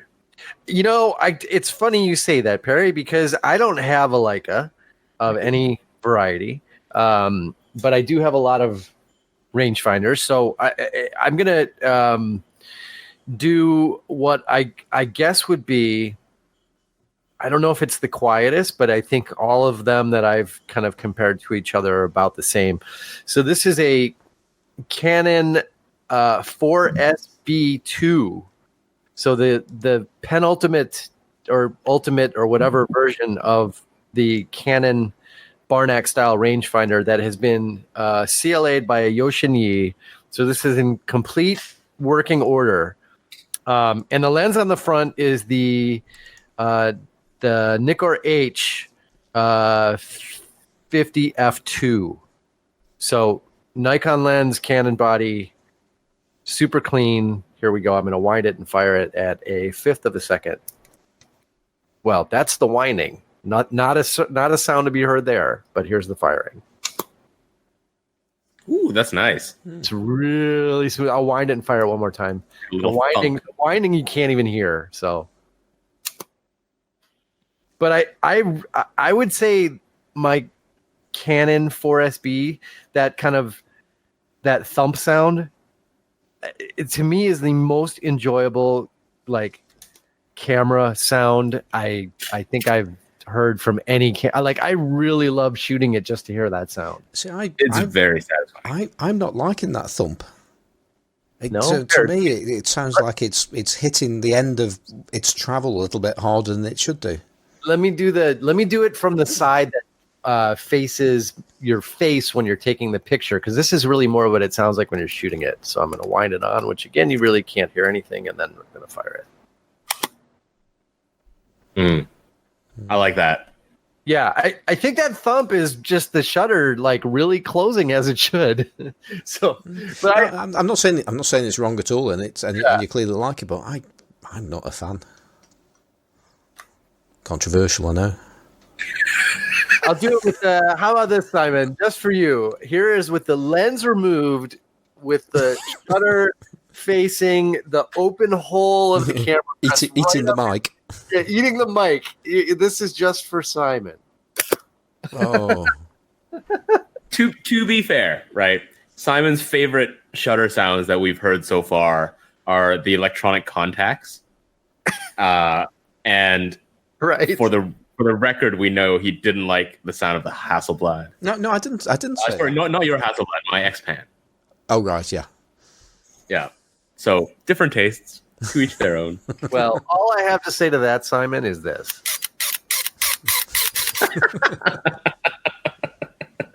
It's oatcakes versus Jeppson's Malort. There you go. Well, doesn't that lead us right into the emails, Perry? It's almost as if you planned that transition. I did not. But so to wrap this up, the winner is this, right? Yeah. Yes. Yeah. So, for loud. if you want loud, yes. Yes. Exactly. That's for shooting in the library. Yeah. Yeah. Spy camera. Yeah. Undercover. All right. I need to get a liquid refreshment to do all this reading that we're about. Wait, are we going to do emails or are we going to do Simon? Oh, I don't know. Well, what are we going to do? I'm beginning to think that we've spent so long doing camera sounds, which I have to say, I thought that was like 10 minutes. The bit I wanted to talk about is pretty chunky.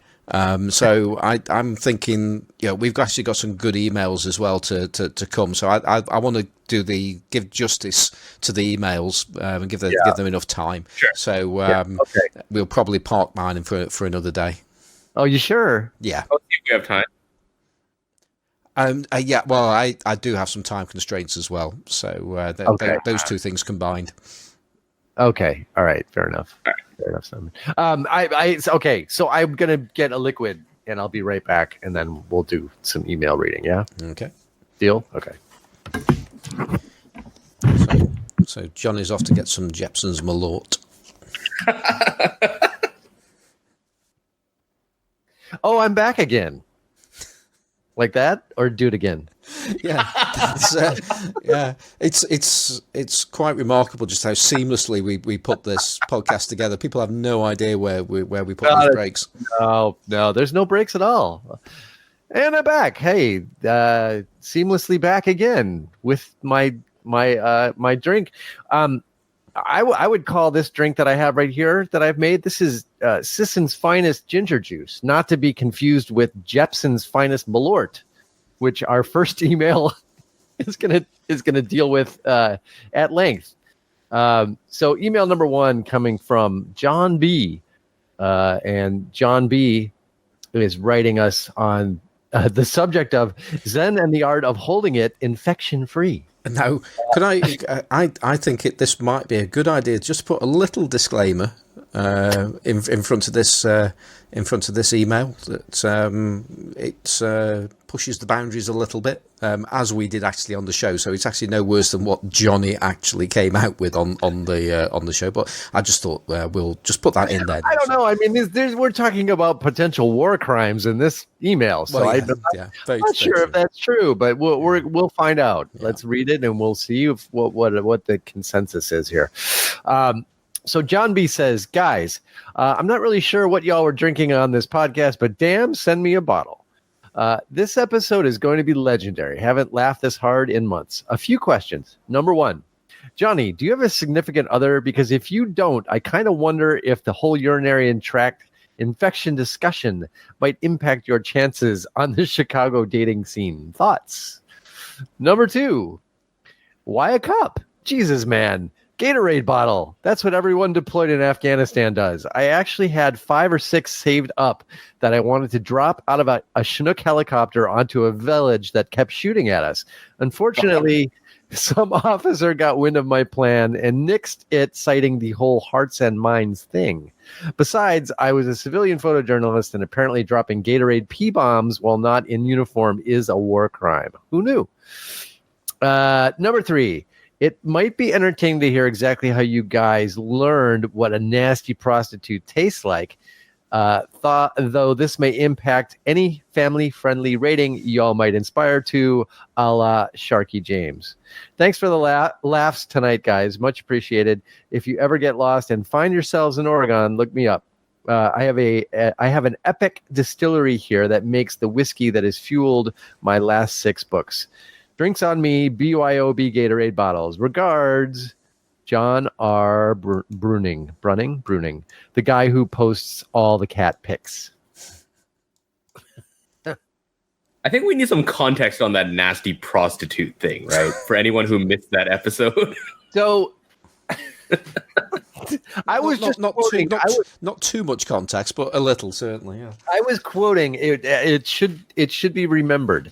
I was quoting someone else who had described it to me as that. Yeah. That would be the flavor. So, actually, I think the exact quote was that the name Malort would be the name of the nasty prostitute. Malort would be like the name. And I think that then there was some discussion about that's probably what it would taste like as well. So, speaking of war crimes, by the way, I never thought I would use that segue. But this whole discussion of Jeppson's Malort, someone I don't remember who revealed that it was Swedish in origin. Yeah. And that explains a lot to me because the Swedish have some disgusting things that they put in their mouths. Like rotten fish. Yeah, exactly. A couple of months ago, my Swedish friend, had the I don't know how to describe this. He brought a gift for a couple of us to try, and that gift was the Swedish delicacy of surströmming, which is there are videos on YouTube of people opening the cans and just throwing up on the spot. It's not really a gift, is it, when somebody gives you that? No. There's a video that I love of some Swedish woman enjoying surströmming with her potatoes, and her pug walks up to the table and wants a little bit of it. So she gives a bit of the surströmming to her pug, and the pug sniffs it, backs off 2 steps, and just throws up. That's awesome. I'll dig that up and send it, but it's glorious. But so surströmming is a sort of rotten fermented fish in a can that the Vikings used to make because they needed food to get them through the winters out of sheer desperation. And for some reason, they still make it today, even though we have modern food and technology. So my Swedish friend Karl, he brings this can, and a couple of us, we decided to go out to basically a reservoir in a national park as far away from civilization as possible to try this stuff. and we opened it underwater in a bucket. And I was designated the job of opening this stuff. And I was wearing gloves, but after I opened it, my hands still, the smell just seeped through. And the only way I can describe this is like it smells like a war crime. It's like rotten sewage with a huge dose of fishiness. And it's disgusting. I don't understand why this is a thing. No. There's the Japanese version of this, right? That I've heard different names for it, but I'm looking at the one here that's Funazushi. How do you spell that? Funazushi. I mean, fun. It's right there in the name. No. I've had this stuff. It's like a stinky fermented sushi. I don't mind that. I quite like it, actually. Okay, so this is nothing as bad as this Swedish thing. No. Funazushi is I quite like it. I even like pickled herring, which is a Scandinavian thing. Pickled herring's not bad. That's doable. Surströmming is nasty. Look, when I opened the can, right? Instantly, within 5 seconds, there were flies swarming around me. It sounds like a joke thing that, like, did you just say probably in the middle, like when an unending, interminable winter, the Swedes would do to each other as a joke is they'd pull this out and see who would like upchuck the first or something? You would think so, right? But apparently it's totally a thing, and there are people who enjoy eating it. Holy shit. And it smells and tastes like sewage. There's no other description of it. And if you go on YouTube or just Google it, 90% of the results are people just puking without even tasting it. I was going to say, in this discussion, which led to another discussion, Mike Novak was talking about another product that it's milder than that. Can you remember what Lutefisk. Lutefisk, yeah. That's it, yeah. And he told a story about how his fiance's father put some in front of him, and with a view that you've got to eat that if you want to marry my daughter, kind of story, and which he managed to do, and he lived happily ever after with his fiancee to this day, who's now his wife. But he asked his wife after the event, have you ever eaten that as well? She goes, no. No, but it's not. The lutefisk is not uncommon in the Midwest. I mean, and it's just fishy. Yeah, that's fairly commonly found in like if you go to any like, ethnic deli kind of thing in the Midwest, you'll find lutefisk. It's really not that uncommon. I think that stuff is fine. It's a strong fishy smell. It's a little bit different than this stuff. I'm just looking at the Wikipedia entry for this. How do you say it? Surströmming. Okay. Yeah, it's a chemical weapon. Yeah, I'm looking at the Wikipedia entry, and I'll just read this little bit under the heading of international opinion. The first two explain how that it basically it was granted an exception from a ban because of the amount of dioxins and PCBs that it is contains. This ban was granted by the EU, I guess, proving that the EU is in fact evil. So there's that, and the next one says that it's banned on several different airlines because claiming that pressurized cans of fish are potentially explosive. But here's the best one under the heading of German eviction. In 1981, a German landlord evicted a tenant without notice after that tenant spread surströmming brine in the apartment building stairwell. When the landlord was taken to court, the court ruled that the termination was justified. When the landlord's party demonstrated their case by opening a can inside the courtroom, the court concluded that, quote, that it had, quote, had convinced itself that the disgusting smell of the fish brine far exceeded the degree that fellow tenants in the building could be expected to tolerate, unquote. Excellent. So, yes, it can so bad it can get you evicted. Yeah.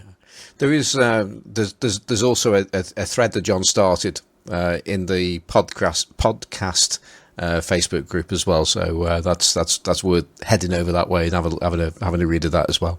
All right, very good. And I will put the official link, apparently in Swedish, for Surströmming. This must be the Surströmming Manufacturers Collective in Sweden. They have their own webpage, so it's probably extolling the virtues here in Swedish of. Where's Per? We need Per on to read all this for us. But maybe I'll do Google Translate real quick, and that would probably be very entertaining. We need to ask him if he's had it as well. Yeah, this obviously is extolling the whole history of this product. So, it's this looks to me suspiciously like the Jepson's Malort homepage, which also extols the virtues of Jepson's Malort. Okay. Anyway, and I was just going to say, just bringing the this particular email to the end. At the end of it, there's a link that we'll share in our notes as well to the books that John has written as well. Oh, he has. Oh, excellent. Okay. All right. Very good. Yeah, and I would say just maybe perhaps. First of all, Gatorade bottle. The correct nomenclature for a Gatorade bottle full of urine is, of course, a trucker torpedo. Just so we know, just so we have that trucker torpedo in the podcast as well. So now I can use the hashtag trucker torpedo in the podcast notes. Nice. So, and I would just say I don't use Gatorade bottles because I don't drink Gatorade because it's just a bunch of corn syrup. Although I do occasionally drink it when it's like you're on that bike ride in the middle of the city and it's like 100 degrees and humid in Chicago in the summer. I will stop and get a Gatorade because it's really good. But I don't make a habit of drinking Gatorade. So I didn't have a Gatorade bottle here on hand to use to make a trucker torpedo. And I do think that probably if you're going to invade another country and they're shooting at you in helicopters, it's their country. You probably should invade them, and dropping trucker torpedoes on them is probably not going to make matters better. That's just a thought. Just a thought. Okay, so moving on to Ian Turpin. Wait, before you move on. Yeah. So Sweden, the country that brought you Hasselblad and Surströmming, whole spectrum, and Jepson's Malort and Zlatan Ibrahimovic. Has there ever been a country that has played both sides of the spectrum so fine? Now what I want to know is if we mixed all of these things together. What? Just Surströmming and Jepson's Malort, right? Yeah. Lutefisk. Exactly. Pour it in a Hasselblad. Pour it in a used Gatorade bottle that had pee in it. That would taste better.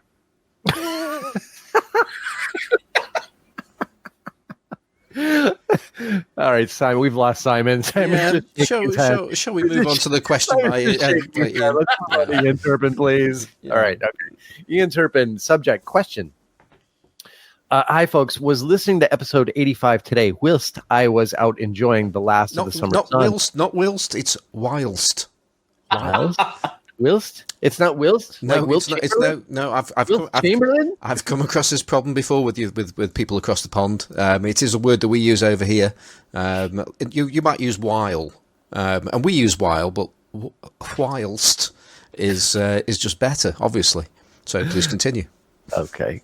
Was listening to episode 85 today during that thing Simon just said, while I was out enjoying the last of the summer sun. After hearing your episode, after hearing you talking about lens problems, it got me thinking, is there a quote unquote safe way to store lenses that you aren't going to use for a while? I've heard people say that fungus is caused by sunlight.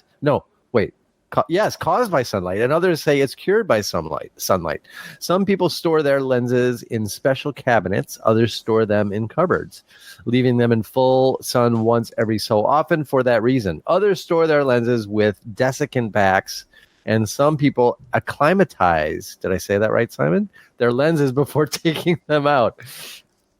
Is any of this important, or are there a few good quote unquote behaviors for storing behaviors with a extra U, behaviors for storing lenses? Still enjoying the show. Thanks for keeping me entertained, Ian. Wow, there's a lot here, right? I was going to say, because since I just did the it's interesting. He's written acclimatise with a Z. So I'm now thinking perhaps Ian is actually from across the pond, or he's done it for your benefit. I'm not entirely sure. I think Ian's messing with somebody, but he's messing with all of us now. But the interesting enough, on 2 podcasts recently, and the most recent one was Negative Positives with. Was it Sally? Sally Gunderson. Gunderson was a surname anyway. But she used the word acclimate, and I've heard this acclimate word used a couple of times. I've never heard it before until like this week, and it's to do with the same way as acclimatise has been used here. But I've never heard of acclimate before. I'm thinking, acclimate. Yeah, I say I've never heard that before. It's just acclimatise. It's like acclimatise, but it's your friend. Acclimate. Exactly. Yeah, it just sounds like a brand. Just when you say it anyway. But well, there you go. That's my wisdom for today. So we're actually going to answer his question, right? No, I think you are, Perry. Yeah. Yeah. So first of all, on fungus is a kind of mold, right? So it thrives in the same conditions that mold thrives in. So we're talking about wet, hot, humid conditions near a surströmming can, or a prostitute, or Jeppson's Malort. But the reason people say sunlight cures fungus is when you leave it in the sun, and it has to be dry as well. Yeah, the UV light is going to kill the fungus. Right. So in the same way that dry, hot environments aren't going to lead to as much mold as a wet, hot environment. My take on fungus is humidity is worse than just heat. Yeah, because that's what mold likes to eat. Yeah. Right. So I store mine. My sort of expensive stuff I store in a dry cabinet, in a humidity controlled cabinet. But I don't turn it to the driest setting because that can have issues with camera lubrication and certain things like, I don't know, like a M3 vulcanite. But everything else I just leave on a shelf and then if it gets really humid, I just turn on a dehumidifier. Yeah. I mean, for me in the UK, everything goes into a cupboard, so it's not bright, but yeah, the house humidity is not too much of a problem over here in the UK, and my cupboard, I just have plenty of bags of silica gel, desiccant, just in there, which I just do that because I think, well, I've got some, I might as well stick it in. That's as much effort as I actually put in, and I've not had a problem with fungus, so that works for me. But yeah, if you're out somewhere and it's in Florida or in the tropics and places like that where you've got humidity issues, then then you really do have to work at it. Fungus is a big problem here in Hong Kong because it's hot and it's humid, and it's dense. So I don't think it'd be as much of an issue in the UK for sure. No. Yeah, I was going to say it's fairly uncommon. At least in Chicago, it is. I mean, most of the lenses that I see with fungus in Chicago have been quite obviously like basement stored or what I mean, yeah, right? I just want to say there, because when Perry just said like in the UK it's probably not a problem. That's not to say we don't get fungus and we don't get fungus bad, and it's just simply that the lenses have just been put in a really stupid place, like we shared a garage, basement, in damp places. So we can have a lens that you can't see through, simply because it's just been put in a bad place. Yeah. When we have Graham on the show, we have to tell him not to leave his lenses in his greenhouses. Yeah, there's his potting shed. The worst possible place. Yeah. But on this issue of acclimatizing, I think what he's referring to is letting lenses come to temperature if you're moving from like an air-conditioned building into a hot outdoor area, because that's less of an issue of fungus and just more of condensation.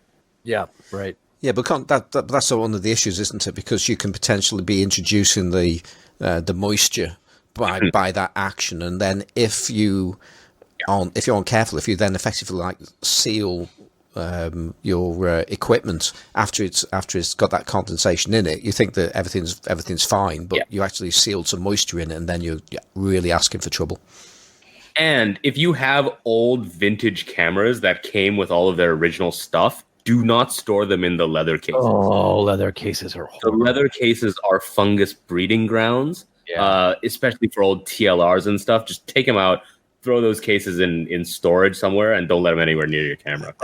I'm gonna have to dissent on that one, because I mean I've got my Rolly TLR, which I'm not talking about the baby Rolleiflex now, but a Rolly Cord TLR, which I've had for 30 years, and I've used it twice in 30 years, and it's been in its leather case in that time. But you're not in a fungus area, right? And you're storing it. Yeah, but that's the point. Well, I haven't been storing it as well as I store my lenses now. I've just had them it's just been in the house somewhere, and in a box wherever. But the point is, the case in itself is not going to be the source of the fungus. It's going to be the fungus in the air, and perhaps being in the case, it might restrict the airflow around it, and that could cause problems or something like that, maybe. Well, no, because if you have fungal spores, and they're everywhere, they're all over the place, right? So if you're storing lenses in an area where there's likely to be fungus, the case will make the problem worse, because it's made of a biological material, right, which fungus loves and thrives on. Yeah.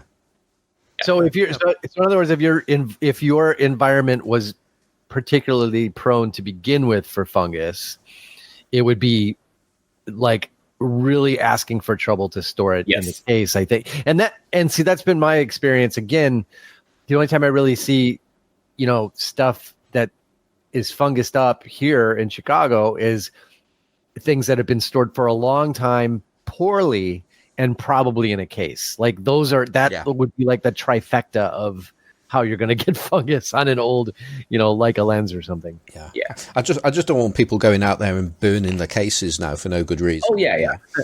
But I mean, they effectively act like a petri dish. So if your petri dish is clean in the first place, then you're fine, right? But once there's bacteria, that's the environment where it's going to thrive, and that's what fungus does. Plus, the stuff can smell like crap.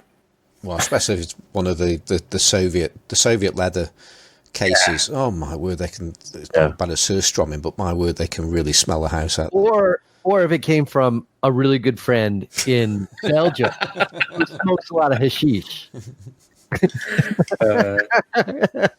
Because we learned more about that story this week. Okay. So we've done John, we've done Ian, who's also John, you could say. Let's move on to Andrew Bartram, whose subject is waist level finders. Wait, did we skip John Vandenberg? Oh, did we? No, we did Ian. We did John. Did I miss one? There's two Johns. Oh, I have John Vandenberg after Andrew Bartram. Oh, okay, cool. Okay. Andrew Bartram, subject, waist level finders. Hello, gents. Can I say how much I enjoy listening to you all, even though I don't drive a steam train? Dude.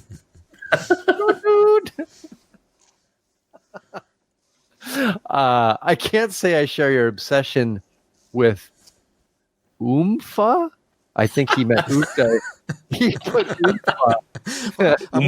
Loomfa. Yeah, exactly. I'm just wondering if he's been listening with subtitles on YouTube. Maybe, because Oomfa only comes from Photoshop by dwarves. Obsession with, we'll put Oofta with wide open lenses, but I have worryingly started shining flashlights through them to see if I can discern any milky or smoky haze. So far, my 3 RB lenses are fine. On the subject of the RB67 and in particular waist level finders, Simon was saying that with his Hassi, he only sees the center of the frame of the magnifier. The RB magnifier is so big, you can pretty much see the whole frame. She is a bit big, but hey, as we large format photographers know, bigger is better. Your show is my favorite podcast to listen to. So keep on the excellent work. Love your new boy too, Andrew. I guess that's Perry. Yay. We love our new boy too, Andrew. Not in the way you think, you cheeky bastard. And just in case listeners aren't aware, Andrew is my co-host on the Large Format Photography podcast. So nice of you to write in there. And actually, on this subject, I think I'm just going to just quick talk about coffee donations, because Andrew donated to us as well. So thank you, Andrew. That's thank you, really Andrew. good of you. And we had, and he also said, have a brew each on me. So thank you very much there, Andrew. And we also had donations also from Brian Walworth and Mike Epstein, that we mentioned earlier as well. So thank you for those donations. If anybody wants to help us out, we're on coffee.com, and I think it's / Classic Lenses Podcast. But if you just do a search for Classic Lenses Podcast on coffee.com, that's ko-fi.com, you can find our page. So thank you very much for there, and thank you for the email, Andrew. Yep, indeed. I got to kind of agree with Andrew, because my Rolleiflexes are like this. The magnifier really more. I can see the entire viewfinder with really not any difficulty. It's the same on my Bronica and my Mia. What's the one I just got? Pentax 6.7. Yeah, I can see the whole frame. Yeah, I've just checked on the baby Rolleiflex, which I'm selling on my eBay page at the moment, and that's the marketing episode. Yeah, it certainly is. I can see the edges on that one as well. Quite, I think you can do on the Hasselblad Finder, but it's a case of you've got to go looking for the edges rather than just seeing the edges straight in the shooting position. That's fair. Yeah, that's fair. Yeah. Are you pressing your face right up to it? Pretty much so. Okay. Although I've not got it. I've got my Prism Finder on there at the moment, so I can't double check that as we speak. Waistlevel finders are sweet. Yeah. Just don't try to shoot vertically with them. It's not just that it's awkward looking from the side, right? It's that everything is flipped, so up is down and left is right, and so you just see the world upside down and back to front, and yeah. If only the world turned the right way, it wouldn't be a problem. Okay. John Vandenberg, next up. Subject, I can't believe you guys don't... Wait, I can't believe you guys don't... An F factor, F as in quotes. Do you think he meant to say, I can't... There's a verb that's missing there. Yeah, there is. Okay, anyway, moving right along to the email itself. Fog and fungus obviously need an F factor, perhaps not in full stops, but perhaps a slight adjustment in EI, exposure index. It would help, I think, if when you discuss adjusting exposure and maybe developing times, if the lens in use may need an F factor adjustment because of slight to moderate lens fogging. Then the aesthetic qualities of the fog could be discussed. I know what F factor I would use when an online retailer fails to mention the free soft focus ND filter. No and no to collectible useless lenses. I don't look at my current lenses often enough, and if they were really useless, I would never notice the further degradation of the lens, which could cause me to miss the advent of another problem such as mold. If you must buy a compromised collectible, better to have it reground and recoated. Wow, just think, beyond collectible repair on an estimate. I listen to your show occasionally, learning something. It is a bright light and daily drudgery that is my existence. Kidding aside, thanks for the show. You read that so eloquently. Yeah, it's almost like I read it. I don't. Do you think, John? I don't know why I felt like that was almost written in English as a second language. Maybe I was just. I don't know. That was a hard one to read. I'm sorry, I was stuttering my way through it.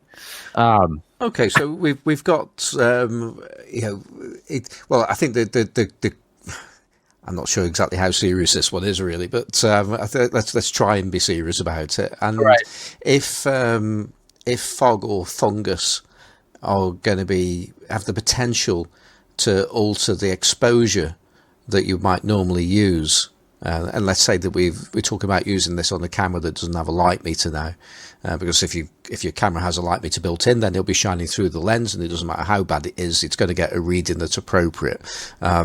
So I guess that if you got enough fungus or haze that it's actually going to affect your exposure, I think that's the last of your worries. I would think you would have a really serious problem if it was that bad.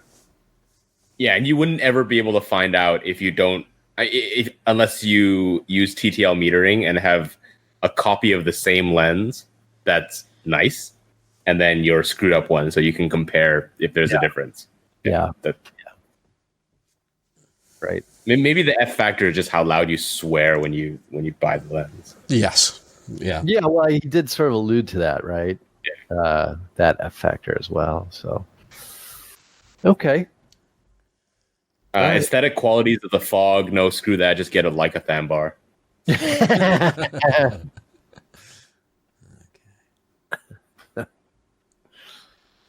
So where are we up to now? Have we done all our emails now? Have we caught up? I feel like we are, but I'm just scrolling down to see if there are any emails from previous episodes that we missed. But I think we're there, and just more or less caught up. Right? I was just going to say there have been a couple of emails that you're just looking at the emails I've sent across. We have had a few other bits of correspondence which I've been chatting to people, such as Paul Friday and Ian Fleming as well, which I've sort of kept those as conversations, and Laurie Connell, I think is the correct way of saying it. But which we've not got to the point of reading them out because I think I've more or less chatted those emails through. So I think we're just about done then. How many submissions do we have for Free Lens Challenge? Well, I think we've only actually had one more since last week. Okay. So we've got a substantial number from Paul Friday, and I think we've got must be about 30, 35, something like that, which we're going to have to put a little bit of thought into actually how we do this. You just send them all to Graham and make him do all the work. Well, that's the thing. Well, that's pretty much what we're doing because Graham's coming back. So next week, we're going to do the judging of the haiku competition, and we'll probably, what I'm thinking is we might break the haikus up into sections and rather than just do them all in one go. I don't know. We'll work something out. We'll put some thought into it 2 minutes before the show goes on air, and work something out. So Graham will be joining us next week. So we're looking forward to having Graham back, especially after the anarchy that was our show last time he was here. Yeah, indeed. And that's another point. The show next week is likely to come out a day late for reasons that I'm not going to go into just now. And it's just that there's something I might be up to on the day, which is going to interfere with my editing ability. So the show will probably go out the next day. Okay, so let's wind things down. Perry, have you got any shout-outs? Nope, no shout-outs from my end this week, apart from just another one to Mike Epstein for both the donation and the photo walk. Excellent. And you, Johnny? I don't think so. I'm reading the Google translated version of the Sunstrumming page from Swedish to English, and it is in fact worth a read. It does sound pretty evil, that stuff. It's great. I can't wait till people read this. And Perry, before you go to bed, which is getting quite late over there in Hong Kong, please make sure you share the link for the pug smell in the. I've already sent it. Oh yeah. Oh yeah. I'm looking forward to seeing that one. Okay. So Perry, outside of this show, how can people follow you with all the things that you do? Yeah, Instagram and Flickr, I am Perry G, and website is perryg.com. And Johnny? You can follow me at System Photography on Instagram. And you can catch up with me at Central Camera Company in Chicago most days of the week. That's cool. And what if people want to send an email to us? You can send an email, and I will struggle my way through reading it here on the podcast at classiclensespodcast@gmail.com. And you should also, of course, visit the podcast homepage at classiclensespodcast.com. And let's not forget about Instagram. Visit Best Vintage Lens on Instagram. Frenemies of the show, of course, as you know. Thank you very much to Ricardo for his attempted weekly roundup of the show. This past one, did he just post a blank? No, he shared a link to a Instagram post, I think. Oh, okay. I was confused. That was good. So there's that.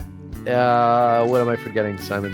If people want to read the show as we speak. Oh right.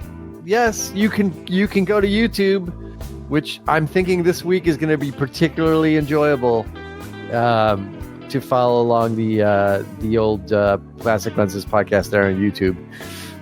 So check that out, and I guess they will translate this whole thing on the fly for us. Certainly attempt to, anyway. Something of the sort, yes. Okay, and so finally, you can follow me on Instagram as Simon Forster Photographic. I'm on Twitter as Simon4. I've got a shop on eBay, which I may have mentioned earlier. Really, yeah. It's down as, if you do a seller search on ebay.co.uk, it's Fozzy. That's ITSFOZZY. Not sure how easy it is to find me that way, but so the easiest way is just go to one of the places where we have our links, which is in the Classic Lenses podcast Facebook group. We also have a post in Photography with Classic Lenses, and of course if you go onto Podbean, where our podcasters, actually no, you don't go there, you just go to Classic Lenses podcast, that's it, and you can find the show notes there and links. Anything else? Need to say Simon, yeah, you need a marketing haiku for each of the items you're selling. I'm going to struggle to come up with one right now, but so I just want to thank Kevin MacLeod of Incompetech.com for our theme music, which is Octo Blues. I'm sure I've forgotten something there, but never mind. So that's going to be it for this week. Next week we've got Graham on, and we're going to be doing those haiku competitions, and somebody will win the Konica 40mm f1.8 lens. So remember, only 24 haiku entries per person. That's right, yeah. And it's closed now. We're not having it. Well, who knows? If you sneak another one in there, we might just add it to it. So we will also talk about lenses and photography and stuff, and not just read haikus for 2 hours. Correct. Okay, so I hope you enjoyed this week's show, and if you can, be like Carl.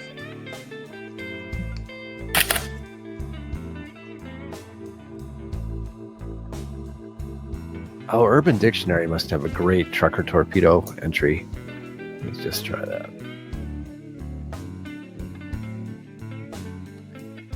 Wow, trucker torpedo is not in Urban Dictionary. So guess what I'm doing today?